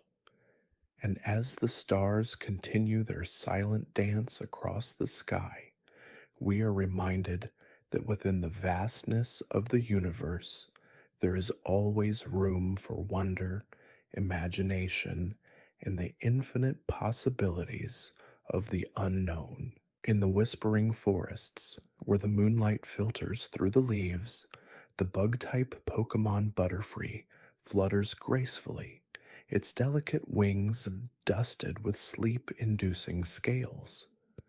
Known for its gentle nature, Butterfree's journey from Caterpie to Metapod, and finally to its elegant final form, is a testament to the quiet perseverance of life. Its wings, though fragile in appearance, carry it across vast distances as it seeks out sweet nectar to sustain itself. The faint shimmer of its scales in the night air is a reminder of the beauty that exists in transformation, a silent promise that even the smallest of creatures can grow into something extraordinary. Beneath the canopy of ancient trees, the grass-type Pokémon Exeggutor stands tall, its multiple heads swaying gently in the breeze. This peculiar Pokémon, resembling a cluster of palm trees, embodies the harmony between the earth and the sky. Each of its heads operates independently, yet they share a single consciousness, a perfect balance of individuality and unity. Exeggutor's presence in tropical regions speaks to its deep connection with sunlight and warmth, its roots drawing nourishment from the rich soil below. Its slow, rhythmic movements are like the turning of the seasons, unhurried and eternal, a living monument to the passage of time. Near the rocky cliffs, where the ocean meets the land, the water-type Pokémon Lapras glides through the waves, its melodic voice carrying across the water. Revered as a guardian of the seas, Lapras has long been a symbol of guidance and protection for travelers. Its gentle eyes hold the wisdom of countless journeys, its shell a sturdy refuge against the vastness of the ocean. In ancient times, it was said that those who heard Lapras's song would find safe passage through even the stormiest waters. Today, its presence remains a comforting beacon, a reminder that even in the deepest unknowns, there is always a path forward. In the quiet hollows of dense forests, the normal-type Pokémon Eevee curls up to rest, its soft fur ruffled by the evening breeze. Known for its genetic instability, Eevee possesses the potential to evolve into many different forms, each shaped by its environment and experiences. This adaptability makes it a symbol of possibility, a living embodiment of the choices that define us. Whether it becomes a fiery Flareon, a watery Vaporeon, or a shadowy Umbreon, Eevee's journey is one of self-discovery, a quiet exploration of identity and purpose. Its presence is a gentle nudge to embrace change, to welcome the unknown with curiosity rather than fear. High in the mountains where the air is thin and the stars seem within reach, the ice and psychic type Pokémon Jinx moves with an almost hypnotic grace. Its rhythmic dancing is said to influence the weather, calling forth snowstorms or calming the winds with a single sway of its arms. Jinx's enigmatic nature has inspired countless legends, some speaking of it as a harbinger of winter, others as a keeper of ancient secrets. Its voice, when it chooses to speak, carries a haunting melody, a sound that lingers in the mind like the echo of a half-remembered dream. On the sunlit plains, where the grass stretches endlessly toward the horizon, the fire-type Pokémon Rapidash gallops freely, its mane burning with an eternal flame. The heat it radiates is never scorching, but warm and comforting, like the glow of a hearth on a cold night. Rapidash's speed is unmatched, its hooves barely touching the ground as it races across the land. Those who have been lucky enough to witness its sprint describe it as a fleeting streak of fire, a momentary brilliance against the backdrop of the world. Its presence is a reminder of the untamed spirit that exists within all living things, a spark that refuses to be extinguished. In the depths of caves where the light seldom reaches, the rock and ground type Pokémon Onyx slithers silently, its massive body carving tunnels through the earth. The sound of its movement is like distant thunder, a deep rumble that reverberates through the stone. Onyx's sheer size and strength make it a formidable presence, yet it is rarely aggressive, preferring to spend its time in quiet solitude.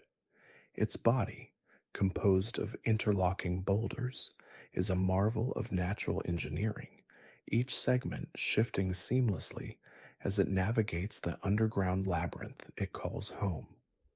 To encounter an onyx is to witness the raw power of the earth itself, a force both ancient and enduring. By the edge of misty lakes, the psychic-type Pokémon Starmie floats just beneath the surface, its gem-like core pulsing with a soft, otherworldly light. This enigmatic Pokémon has long fascinated researchers, its biology defying conventional understanding. Some believe its core contains the essence of a fallen star, granting it powers beyond comprehension. Starmie's movements are deliberate and precise, as if guided by some unseen intelligence. When it spins in the water, the ripples it creates seem to form intricate patterns, as though it is communicating in a language written in waves and light. As the night stretches on, the world of Pokémon continues its quiet symphony of existence. Each creature, no matter how small or seemingly insignificant, plays a part in the grand tapestry of life. The rustling of leaves, the distant call of a noctowl, the gentle lapping of water against the shore, all these sounds blend into a soothing lullaby, a natural rhythm that invites the mind to unwind. And so, as sleep draws near, the stories of these Pokémon linger in the air like the faintest of whispers, their presence a comforting constant in an ever-changing world. Whether in dreams or in waking moments, their tales remind us of the quiet magic that surrounds us, the unseen threads that connect all living things. And with that thought, the mind drifts, carried away on the gentle currents of the night, into a restful and peaceful slumber. The ancient forests of the Pokémon world hold countless secrets, where time moves differently beneath the towering canopy. Here, the bug-type Pokémon Levani weaves delicate garments from leaves and silk, its nimble limbs working with quiet precision. Each stitch it creates is not merely practical, but also beautiful, a testament to its nurturing instincts. Levani forms deep bonds with its young, swaddling them in soft leaf wraps until they are ready to venture out into the world. The rustle of its work blends seamlessly with the whispering of the trees, a sound so subtle it becomes part of the forest's eternal lullaby. Beneath the soil, another kind of labor unfolds. The ground-type Pokémon Diglett moves unseen, its tunneling creating intricate networks beneath fields and meadows. Farmers often welcome Diglett colonies, as their constant burrowing aerates the soil, fostering rich harvests. Though rarely seen above ground, their presence is felt in the gentle heaving of the earth, an unseen rhythm that nurtures life from below. Some say their tunnels stretch for miles, a hidden highway connecting distant places in ways that humans may never fully map. Far from the bustling forests and farmlands, the icy peaks of snowy mountains stand silent and imposing. Here, the ice-type Pokémon Glaceon moves with effortless grace, its fur shimmering like freshly fallen snow. It regulates its body temperature with such precision that even the fiercest blizzards cannot disturb its tranquility. When it exhales, its breath crystallizes in the air, forming tiny, sparkling ice particles that drift lazily downward. On still nights, one might find Glaceon resting atop a frozen lake, its reflection mirrored perfectly in the glassy surface beneath, a vision of stillness and serenity. Meanwhile, in the vast expanse of the ocean, the water-type Pokemon Lapras glides through the waves, its melodic voice carrying across the water. Long revered by sailors as a guardian of the seas, Lapras possesses an uncanny ability to navigate even the most treacherous currents. Some legends tell of lost ships guided to safety by the sound of its song, a hauntingly beautiful melody that seems to resonate with the ocean itself. Its shell, worn smooth by centuries of tides, holds the wisdom of generations, a living relic of the deep. In the quiet corners of the world, even the smallest Pokemon leave their gentle mark. The fairy-type Pokemon Jigglypuff is known for its soothing voice, capable of lulling even the most restless creatures to sleep. When it sings, its round body inflates slightly, and its large, expressive eyes grow half-lidded with concentration. Those who hear its melody often find their eyelids growing heavy, their thoughts softening into dreams. Some researchers believe its song contains frequencies that resonate with the brain's relaxation responses, a natural remedy for sleeplessness. On nights when the moon hangs full and low, the dark-type Pokemon Umbreon becomes more active, its golden rings glowing faintly in the darkness. These luminous markings are said to absorb moonlight, converting it into a soft, protective energy. Umbreon moves like a shadow, silent and deliberate, its presence felt more than seen. It rarely seeks confrontation, instead choosing to observe, to listen, an eternal sentinel of the night. The passage of time in the Pokémon world is marked not by clocks, but by the cycles of nature. The grass-type Pokémon Sunflora turns its face dutifully toward the sun, its petals unfurling at dawn and closing at dusk. Entire fields of Sunflora synchronize their movements, creating a sea of golden faces that follow the sun's path across the sky. Their warmth-loving nature makes them symbols of perseverance, thriving even in the harshest summers. And then there are places where reality seems to bend ever so slightly. The psychic-type Pokemon Abra appears without warning, teleporting away just as quickly, leaving only a faint ripple in the air. It spends most of its days asleep, its mind wandering through dimensions unseen.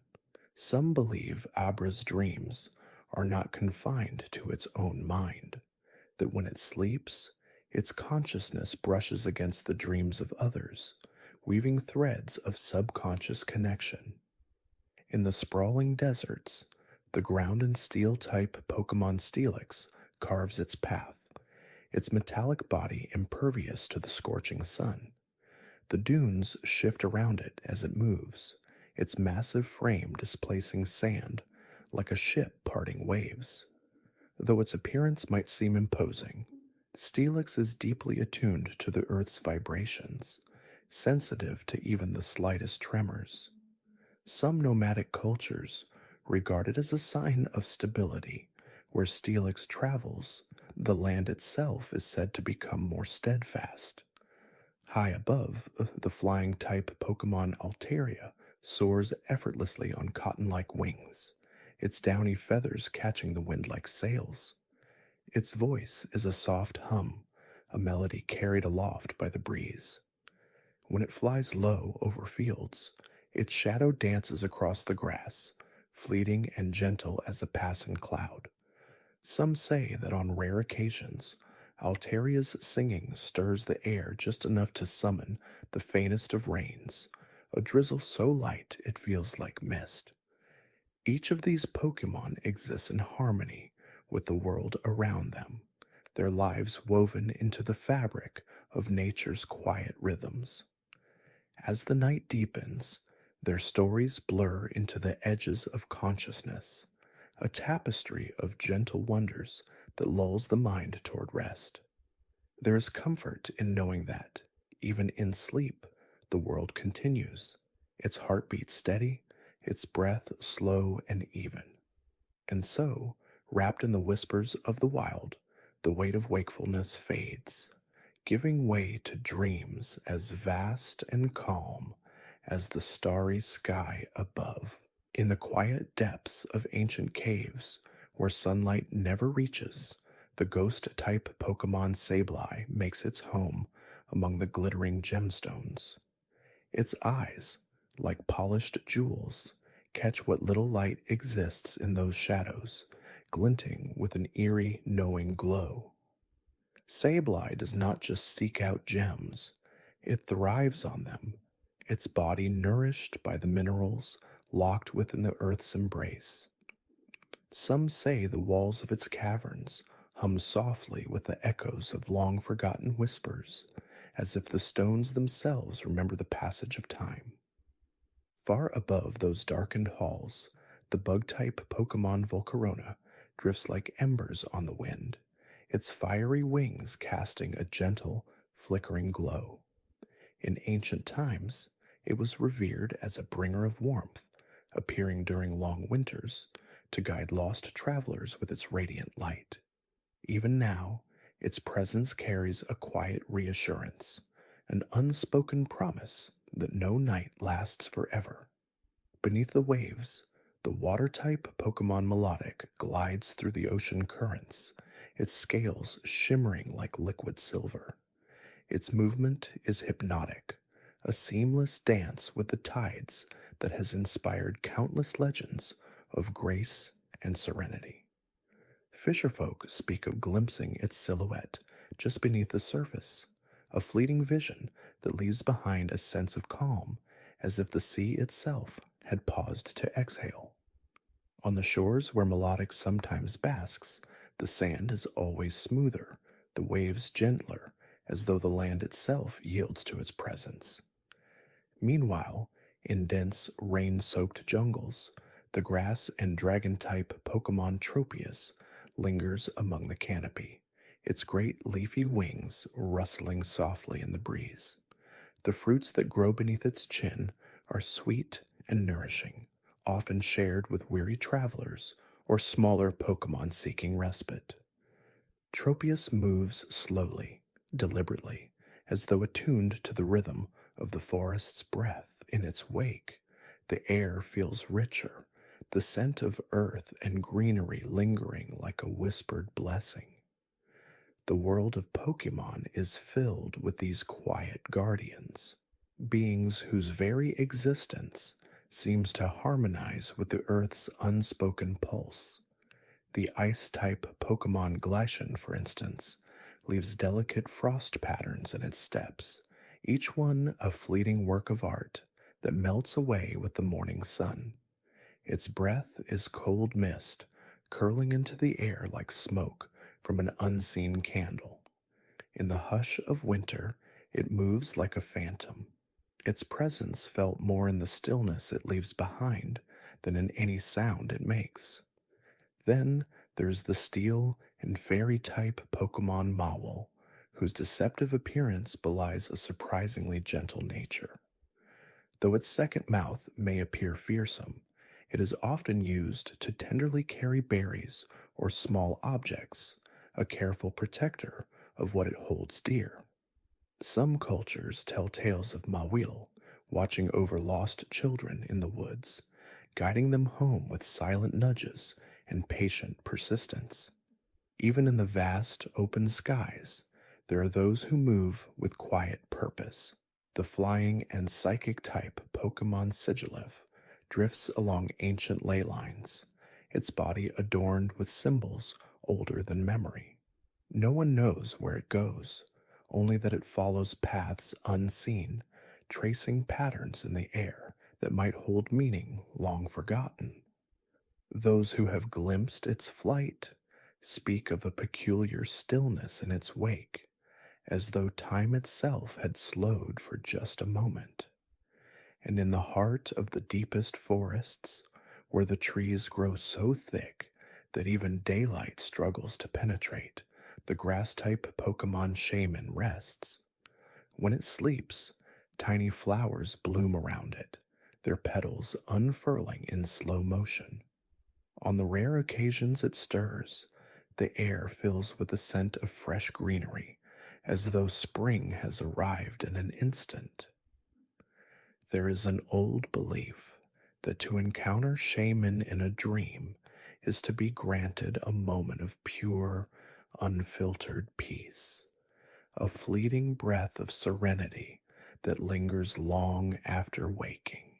As the night stretches on, these stories weave together, each one a thread in the vast, quiet tapestry of the Pokémon world. The electric-type Pokémon Ampharos, standing sentinel atop lighthouses, its glowing tail a steady beacon against the dark. The gentle rock-type Corsola, its crystalline branches shimmering like submerged stars in shallow seas. The elusive dark-type Umbreon, its golden rings glowing faintly as it moves through moonlit alleys, a silent guardian of the sleeping world. There is comfort in knowing that even as consciousness fades, these creatures continue their quiet rhythms, tending to the world in ways seen and unseen. The air hums with their presence, a soft undercurrent of life that never stills. And so, wrapped in the embrace of these whispered tales, the mind drifts, carried away on the gentle tide of sleep, where dreams blur the line between memory and myth, and the world grows softer at the edges. The night deepens, the stars turn, and somewhere a Pokémon sings a lullaby only the wind can hear. In the quiet corners of the world, where the light is soft and the air is still, the bug-type Pokémon Venonat moves with deliberate care. Its large, luminous eyes catch every shift in the darkness, not out of fear, but out of a deep, instinctual watchfulness. Some say those eyes can see the very threads of the wind, tracing invisible currents as they ripple through the night. When it blinks, the world seems to pause for just a fraction of a second, as if acknowledging the quiet wisdom of this unassuming creature. Nearby, in the damp hollows beneath fallen logs, the water-type Poliwag drifts in shallow pools, its spiral-patterned belly turning lazily in the water. The spiral is said to be a map of some kind, though none can say for certain what it leads to, perhaps the center of a dream, or the beginning of a memory long faded. When Poliwag sleeps, its tail twitches ever so slightly, stirring the water into gentle ripples that spread outward, carrying fragments of its slumber into the wider world. High above, where the clouds thin and the air grows crisp, the dragon-type Altaria soars on wings made of cottony down. Its voice is a melody woven from the sigh of the wind and the distant hum of the earth below. Those who have heard it speak of a song that seems to echo from another time, as though Altaria remembers every note ever sung and weaves them together into something new yet ancient. When it flies low over fields at dusk, the grass bends beneath it, not from force, but as if in reverence, acknowledging the quiet grace of its passing. Back on the ground, where the earth is rich and dark, the ground-type Sandshrew curls into a tight ball, its segmented hide forming a perfect, protective spiral. In this state, it is nearly indistinguishable from the stones around it, a master of stillness. Some believe that Sandshrew dreams of vast deserts, even if it has never seen one, its body remembering ancient migrations across dunes that no longer exist. When it uncurls at dawn, its claws leave delicate patterns in the soil, fleeting artworks erased by the first breeze of morning. Nearby, in the dappled shade of broad leaves, The grass-type blossom sways in a dance that only it understands. Each movement is precise, yet fluid, as if guided by some unseen rhythm. When several blossom gather, their dances intertwine, creating a living tapestry of motion that seems to tell a story without words. Those who have watched them for hours swear that the air around them grows sweeter, as though the very atmosphere is responding to their silent choreography. And then there's the ghost type Misdreavus, floating just at the edge of perception, its faint laughter like the sound of wind chimes in a forgotten garden. It does not mean to startle, though its appearance can send a shiver down the spine. Rather, it seems drawn to moments of quiet emotion, joy, sorrow, nostalgia, as if feeding on the echoes of feeling left behind in empty rooms. Some say that if you listen closely when Misdreavus is near, you can hear whispers of conversations long past, fragments of words carried on the edge of its breath. In the deepest caves, where the walls glitter with embedded crystals, the rock and steel-type Agron moves with slow, deliberate steps. Its massive frame might suggest clumsiness, but every motion is measured, every footfall placed with care. It is said that Agron can hear the Earth's heartbeat, a low, resonant pulse that guides its path. When it pauses to rest, the crystals around it seem to glow just a little brighter, as if responding to its presence. Meanwhile, in the heart of bustling cities, where neon lights paint the streets in vivid hues, the electric-type Pikachu darts along power lines, its cheeks sparking intermittently. These bursts of energy are not random. They are part of a silent conversation, a way of sensing the world that humans can scarcely comprehend. At night, when the city's hum fades to a murmur, Pikachu often sits on rooftops, watching the stars flicker between the gaps of skyscrapers, a small sentinel in a world of steel and glass. Out at sea, where the waves roll endlessly toward the horizon, the water-type Lapras glides through the water, its shell a vessel for stories. For centuries, sailors have spoken of Lapras leading lost ships to safety, its mournful song cutting through the fog like a beacon. Some say it remembers every soul it has ever carried, and that its song contains their names, sung softly into the depths where only the ocean can hear. And in the places where the land meets the sea, where the sand is neither fully earth nor fully water, the ground and water-type whooper wades through shallow pools with unshakable contentment. Its simple joy in existence is palpable. Every splash, every ripple, is a cause for quiet celebration. When it looks up at the sky, its wide eyes reflect the clouds passing overhead, as if it carries the entire world within its gaze. The night stretches on, and the stories continue, each one a thread in the endless tapestry of the Pokémon world. The fire-type Vulpix, its 6 tails flickering like candle flames in the dark. The ice-type Glaceon, leaving delicate frost patterns in its wake, each one unique and fleeting. The normal-type Eevee, curled in a sunbeam by day and a moonbeam by night, its potential as vast and varied as the paths of the wind. These creatures, in all their forms, are the quiet guardians of the world's balance. They move through their lives with purpose, even when that purpose is as simple as being.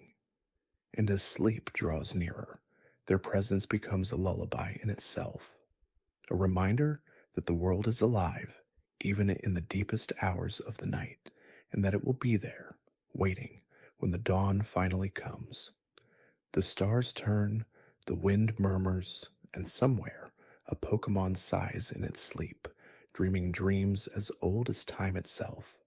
And so, Wrapped in these whispers, the mind lets go, drifting into the soft embrace of slumber, where the line between fact and fable blurs, and all that remains is the gentle, unending rhythm of the world, breathing in and out, forever and ever.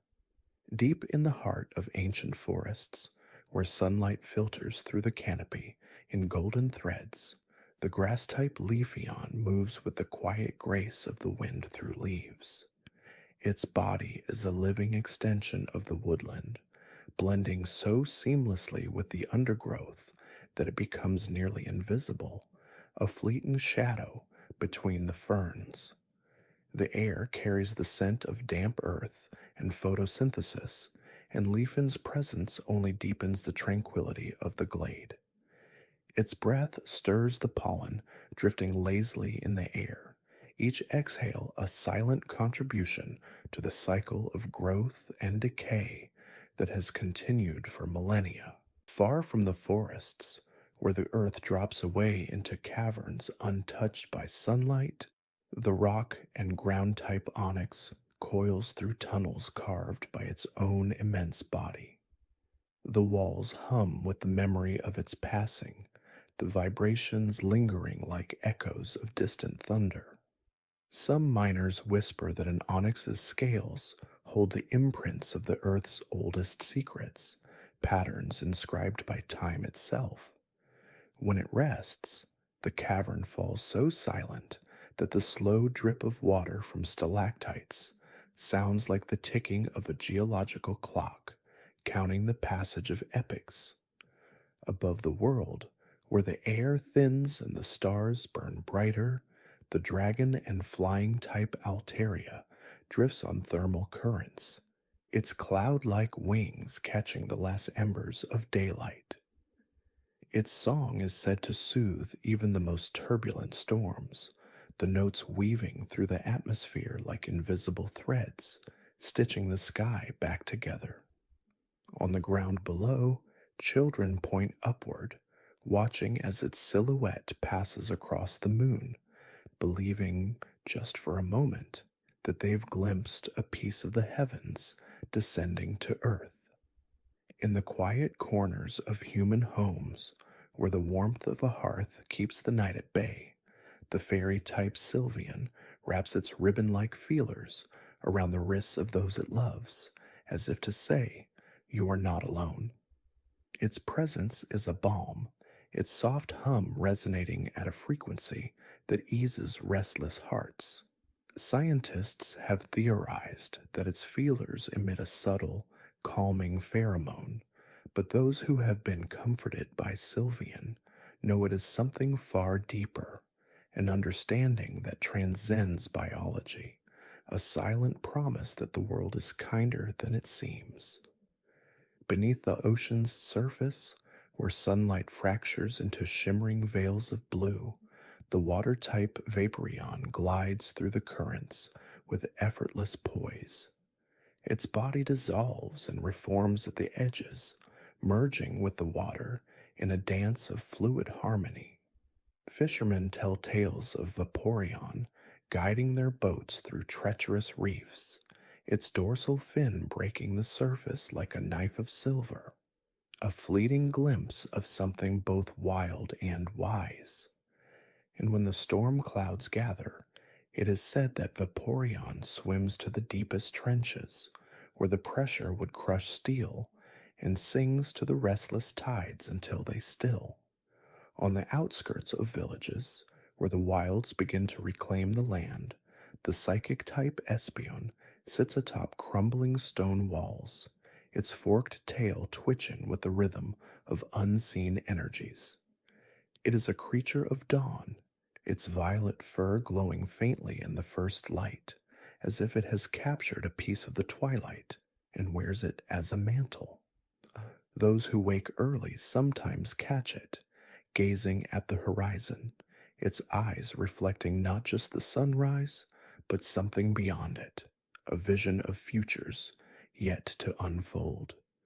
In the barren reaches of deserts, where the sun bakes the earth into cracked mosaics, The ground and steel-type Sandslash curls into a perfect sphere, its scales locking together like interwoven armor.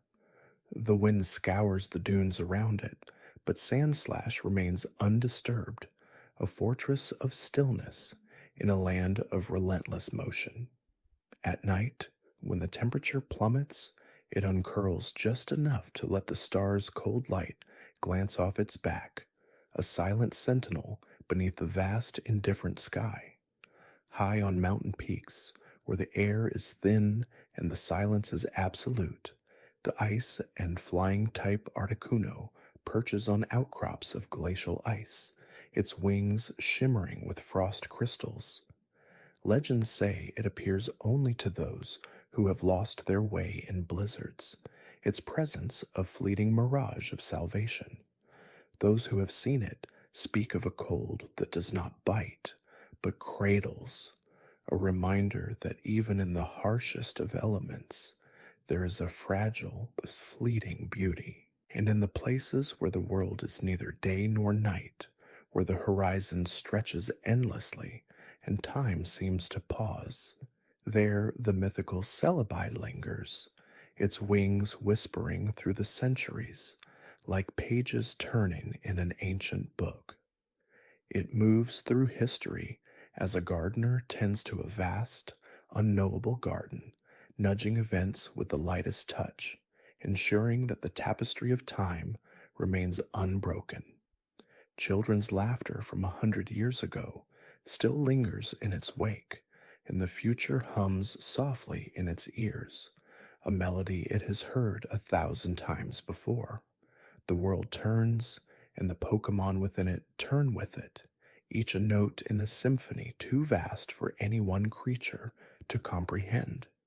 And as sleep pulls you deeper, know that they are still there, Vulpix's tails flickering, Wooper waiting, Lapras singing, all of them cradling the world in their own quiet way. The night is long, but it is not empty. It is alive with whispers, with breaths, with heartbeats.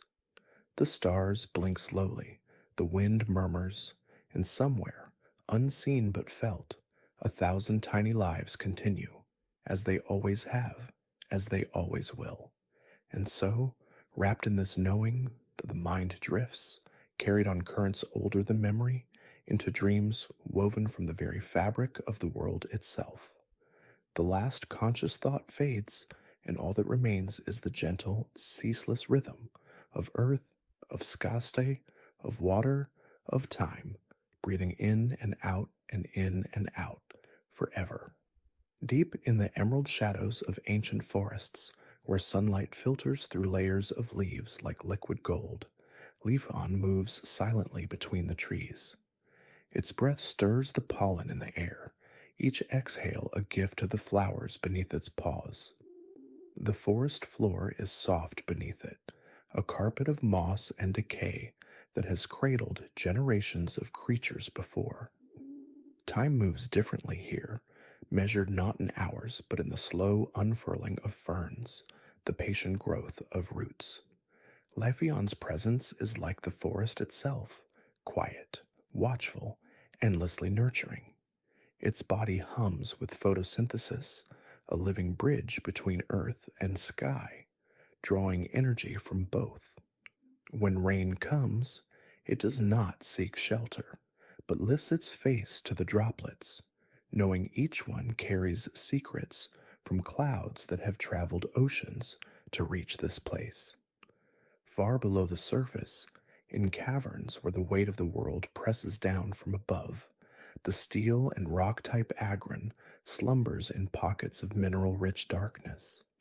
Its body is a monument to patience, each metallic plate formed over centuries of compression and heat. The crystals embedded in the walls around it glow faintly, casting jagged shadows that shift like living things. Agron does not hunger, not in the way most creatures do. It consumes the very stone, drawing iron and carbon into itself, becoming more of the mountain with each passing year. When it stirs, the earth trembles slightly, a reminder that even the most solid things are never truly still. Somewhere in the quiet spaces between towns where the tall grass whispers secrets only the wind can understand, a lone Mareep wanders, its wool crackling softly with static. The air smells of ozone and damp soil, of storms gathering just beyond the horizon. Mareep's steps are tentative, its fleece glowing faintly in the twilight, a living lantern wandering through the fields. It does not yet understand the weight of the power it carries, the way its sparks could one day become lightning. For now, it is simply a small creature in a vast world, finding comfort in the rhythm of its own heartbeat, in the way the grass parts before it, then closes behind as if it had never passed through at all. Out at sea, where the waves rise like mountains and fall like sighs, a school of whalemer drifts, their vast bodies moving with the currents. Their songs reverberate through the water, carrying for miles, a language older than the land itself. To hear them is to hear the ocean's own voice, deep, resonant, full of sorrow and joy in equal measure. They know nothing of borders or maps. The sea is endless to them, a home without walls. When they breach the surface, their bodies glisten in the sunlight for a fleeting moment before disappearing again, as transient as rainbows. Beneath them, the abyss stretches down and down, a world of pressure and silence, where sunlight is only a memory and life takes forms beyond imagining. In cities, where steel towers scrape the sky and light never truly fades, Grimer oozes through alleyways, a creature born of humanity's excess. It does not resent the world that made it. It simply is, a living embodiment of consequence, of the things we'd rather forget. Yet even Grimer has its place, breaking down what others discard, turning waste into something that, in time, might nourish new life. The neon signs reflect in its shimmering surface, colors bleeding together like oil on water, a distorted mirror of the world above. And in the highest reaches of the atmosphere, where the sky fades into black and the stars burn without twinkling, Rayquaza soars, its emerald body cutting through the thin air with effortless grace.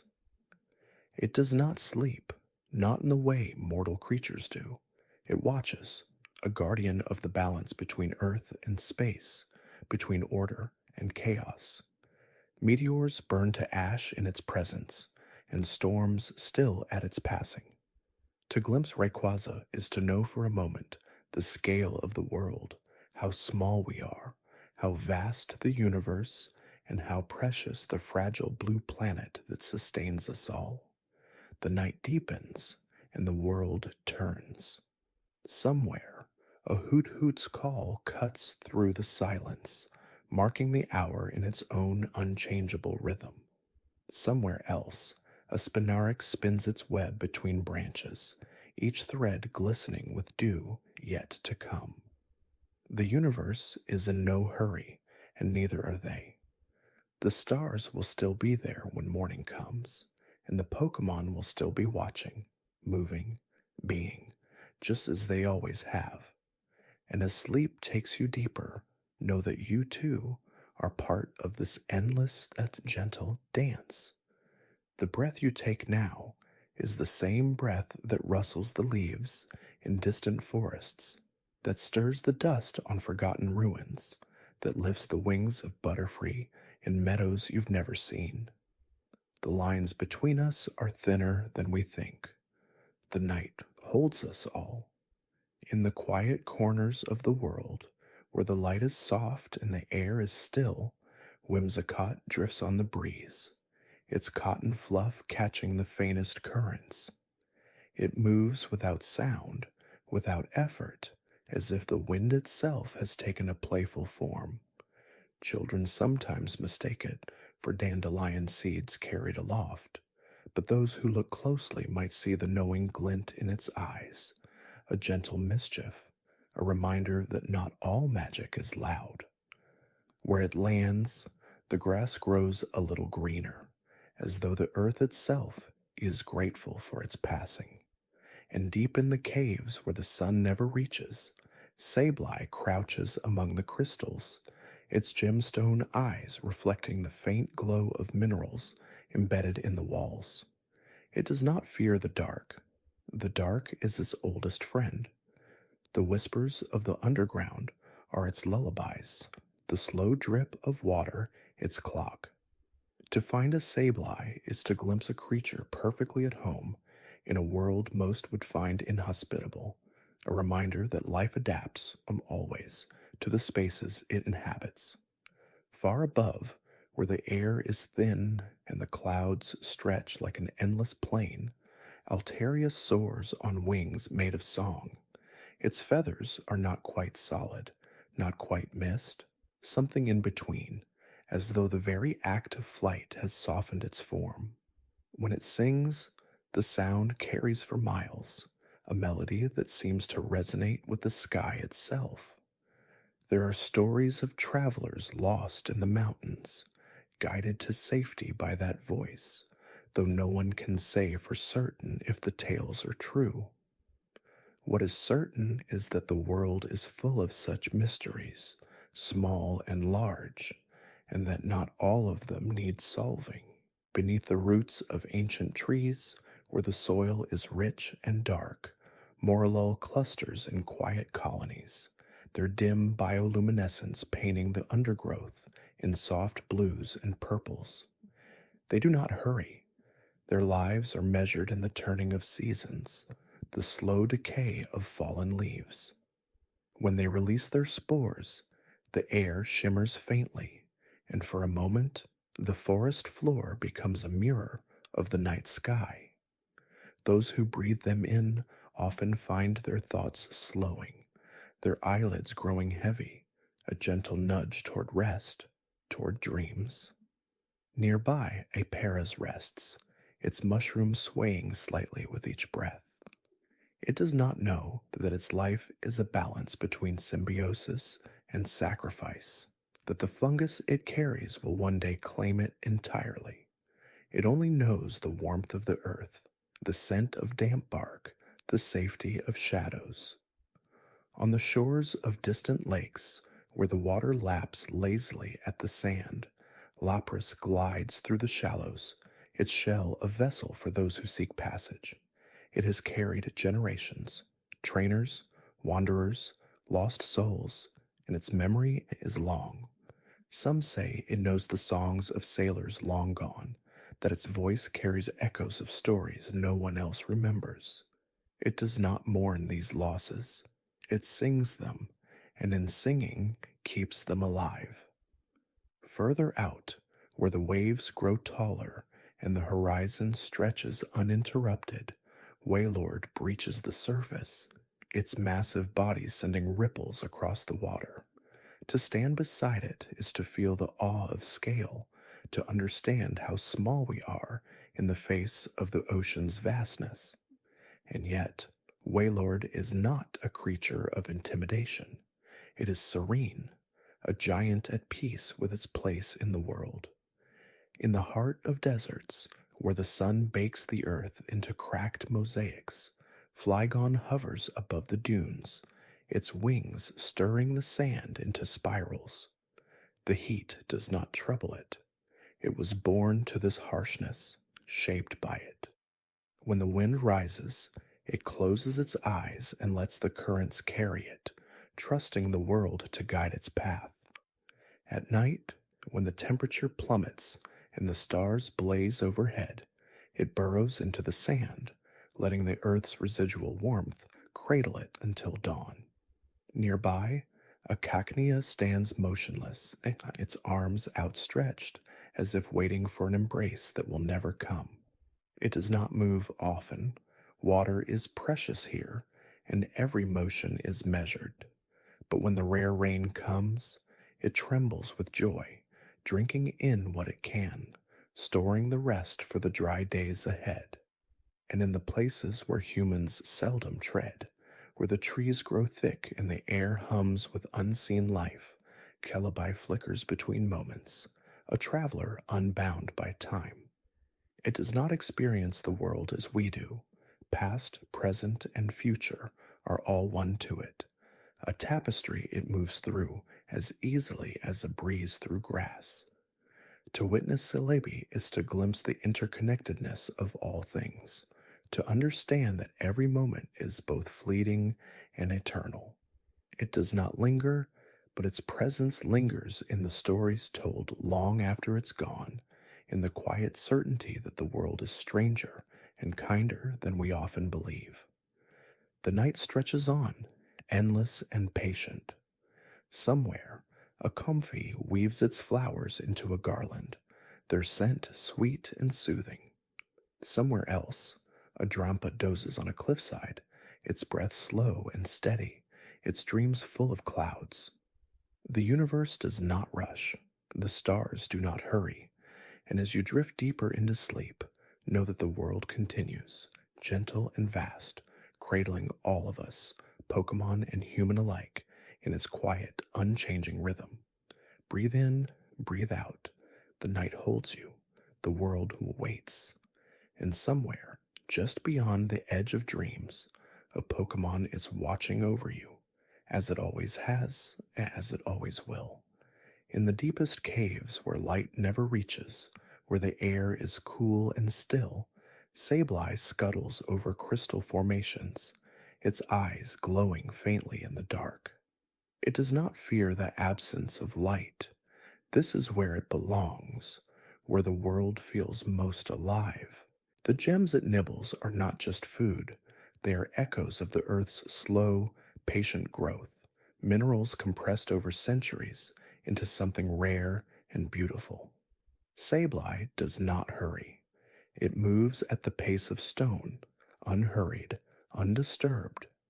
Occasionally it pauses, tilting its head as if listening to whispers in the rock, secrets only it can hear. Far above, where the sky stretches clear and infinite, Altaria drifts on thermals, its cottony wings catching the sun's warmth. It sings as it flies, a melody as light as the clouds it soars beside. The sound carries for miles, a lullaby for the land below. Those who hear it swear the air itself grows softer, as if the song could smooth the edges of the world. When rain threatens, Altaria dances through the gathering storm, its feathers absorbing the moisture, growing heavier until it must descend to rest. Then, curled upon a high cliff, or nestled in the boughs of a towering tree, it hums itself to sleep. The storms rumble a distant counterpoint to its quiet tune.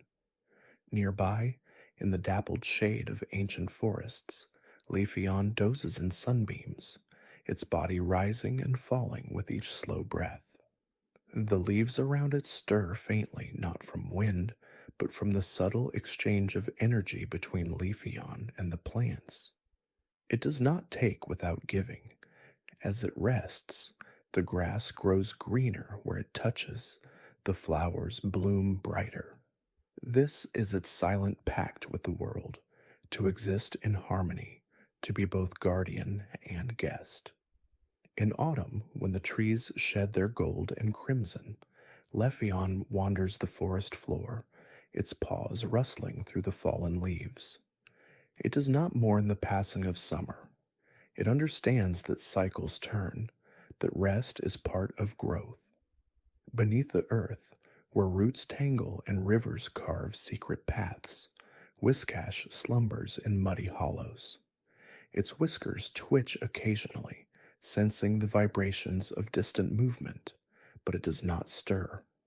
Time moves differently here, measured not in hours but in the slow drip of water, the occasional shift of sediment. Whiscash knows this. It dreams of vast underground lakes, of currents that have flowed since before memory. When it finally wakes, when the earth trembles just so, it rises with the patience of something that has all the time in the world. On remote islands, where the sea spray salts the air, Tropius basks in the sun, its great frond-like wings spread wide to catch the light. The fruit that grows from its neck is sweet and heavy, a gift to any creature brave enough to approach. Tropius does not guard its bounty jealously. It eats its fill, then lets the rest fall, feeding the earth that feeds it in turn. Children from nearby villages sometimes gather the fallen fruit, their laughter ringing through the palms as Tropius watches, its eyes half-lidded with contentment. It is not a guardian, not in the way humans understand the word. It simply is, and in its being, it gives. In the quiet of snowbound valleys, where the wind's voice is the only sound for miles, Glaceon treads soundlessly over ice. Its breath hangs in the air like mist, vanishing as quickly as it appears. The cold does not trouble it. The cold is part of it, as natural as its own heartbeat. When blizzards roar down from the peaks, Glaceon finds shelter in hollows beneath the snow, curling into itself until the storm passes. There, in the blue-white dark, it listens to the wind's howl and feels no fear. The storm will end. The world will still be there, unchanged, untamed. Somewhere in the world, right now, a Litwick's flame flickers in an old, abandoned hall. The light is faint but steady, casting long shadows that sway as if dancing. It does not burn to harm. It burns because it must, because fire is its nature. The warmth it offers is gentle, a small defiance against the night's chill. Those who sit beside it sometimes feel a strange drowsiness, a pull toward sleep. They do not realize, as their eyes grow heavy, that Litwick watches them with something like gratitude. Fire needs fuel, after all, but it does not take more than it needs. And you are drifting now, carried on the slow currents of these thoughts, thus quiet moments scattered across the world. The Pokémon do not know you, but they would not begrudge you this rest. The universe is vast, and yet it makes room for all of us, for every creature that breathes, that dreams. The stars above do not count the seconds. The earth below does not measure the years. There is only this, the night, the silence, the endless, gentle turning of the world. Sleep. The Pokémon are waiting for you in dreams. In the dense forests of the Huan region, where the air hums with the calls of unseen creatures, a Grovel moves with effortless grace. Its body is a blur of green and red, blending seamlessly with the foliage as it leaps from branch to branch. The sunlight filters through the canopy, dappling the forest floor in shifting patterns of light and shadow. Grovel pauses for a moment, its keen eyes scanning the surroundings. It listens to the rustle of leaves, the distant cry of a wingle, the faint hum of insects. Each sound tells a story, each movement a secret. Grovel is not hunting, not today. It is simply existing, a part of the forest as much as the trees themselves. Its razor-sharp leaves glint in the sunlight, but they are not drawn in anger. They are tools, extensions of its body, honed by a lifetime of survival. When it moves again, it is with purpose but not haste. The forest is its home, and it knows every path, every hidden glade where the sunlight pools like liquid gold. Far away, in the depths of a cavern where the air is cool and still, a Geodude rests on a rocky ledge. Its body is rough and solid, a testament to the earth's strength. The cavern is quiet, save for the occasional drip of water echoing in the darkness. Geodude does not mind the silence. It finds comfort in the stillness, in the weight of the stone around it. Its eyes are closed, but it is not asleep. It is attuned to the vibrations of the rock, the subtle shifts that speak of the Earth's slow, ancient heartbeat. Somewhere above, the world moves with noise and chaos, but here, in the cavern's embrace, there's only peace. Geodude's hands, rough and calloused, rest on the stone. They are not idle. They are listening, feeling the pulse of the earth itself. It is a connection deeper than words, deeper than thought. Geodude does not need to speak to understand the world. It simply knows. On the shores of a distant island, where the waves lap gently against the sand, a Corsola basks in the sunlight. Its coral-like body is delicate yet sturdy, a living testament to the ocean's beauty. The water glistens around it, reflecting the sky's endless blue. Corsola does not move quickly. It drifts with the tide, letting the currents guide it. The ocean is vast, but Corsola is never lost. It carries the memory of the reefs within it, the intricate patterns of its body, a map of the world beneath the waves. Small fish dart around it, their scales flashing silver in the light. Corsola does not chase them. It welcomes them, offering shelter within its branches. The ocean is a place of both danger and wonder, but Corsola embodies only the latter. Its presence is a reminder of the delicate balance that sustains life beneath the waves. In a meadow where the grass sways in the breeze, a deerling grazes peacefully. Its fur changes with the seasons, a living reflection of the world's cycles. Today it is warm and brown, blending perfectly with the earth's hues. The meadow is alive with the hum of insects, the chirping of birds, the rustle of leaves. Deerling lifts its head occasionally, its ears twitching at the sounds, but it does not flee. It knows this place, knows that it is safe. The sun is warm on its back, the grass sweet beneath its hooves. Deerling does not think of the future, does not worry about the changing seasons. It lives in the moment, content with the world as it is. When it moves, it is with a gentle grace, its steps light and unhurried. The meadow is its home, and it carries the peace of that place within it.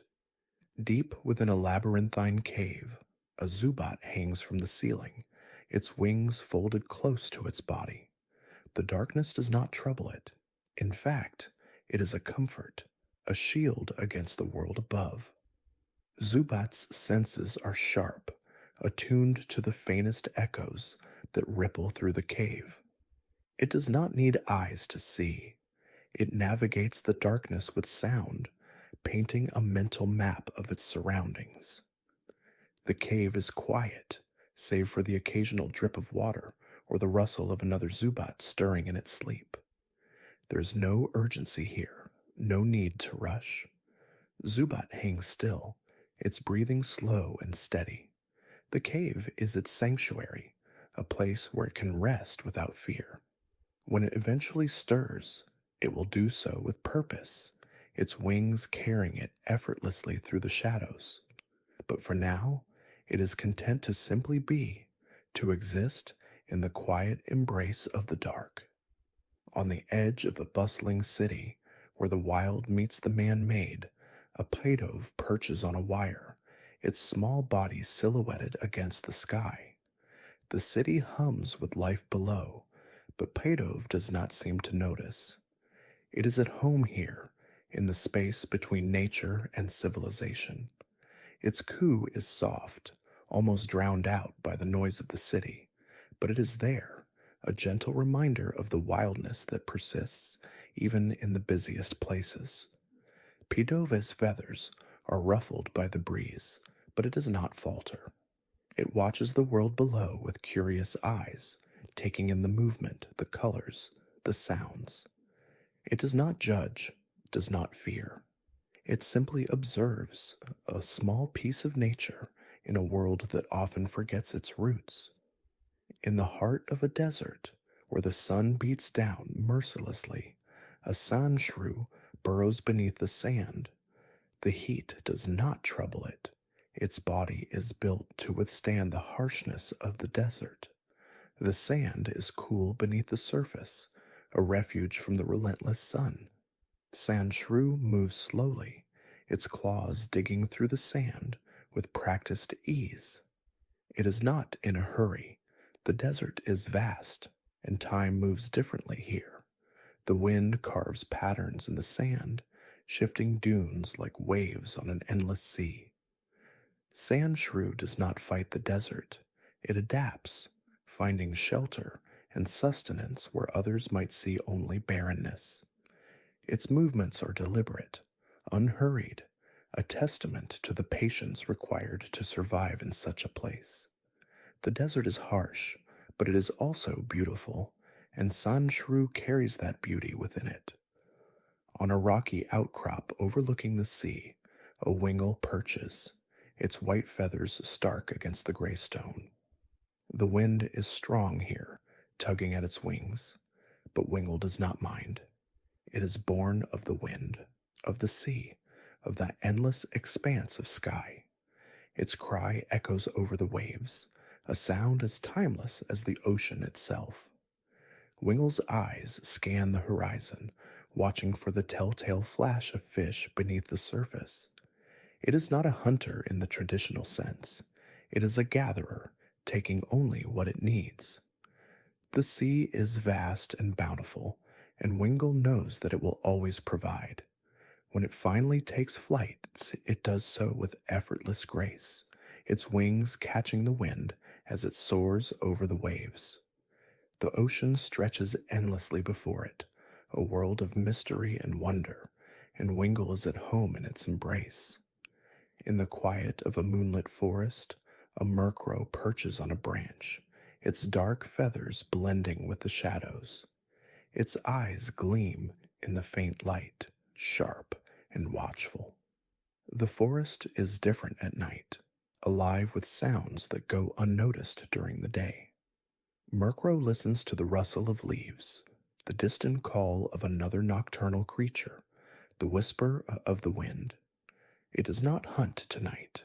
It simply observes, taking in the world as it is. The moonlight filters through the trees, casting silvery patterns on the ground.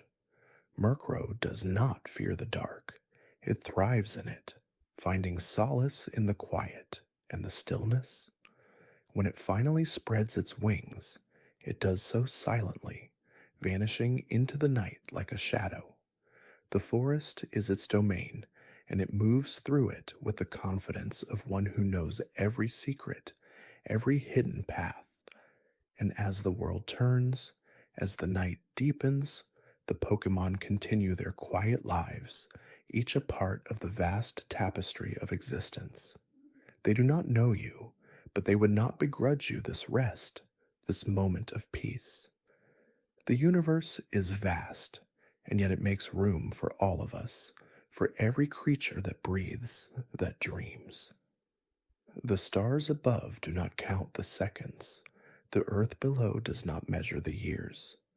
There is only this, the night, the silence, the endless, gentle turning of the world. Sleep. The Pokémon are waiting for you in dreams.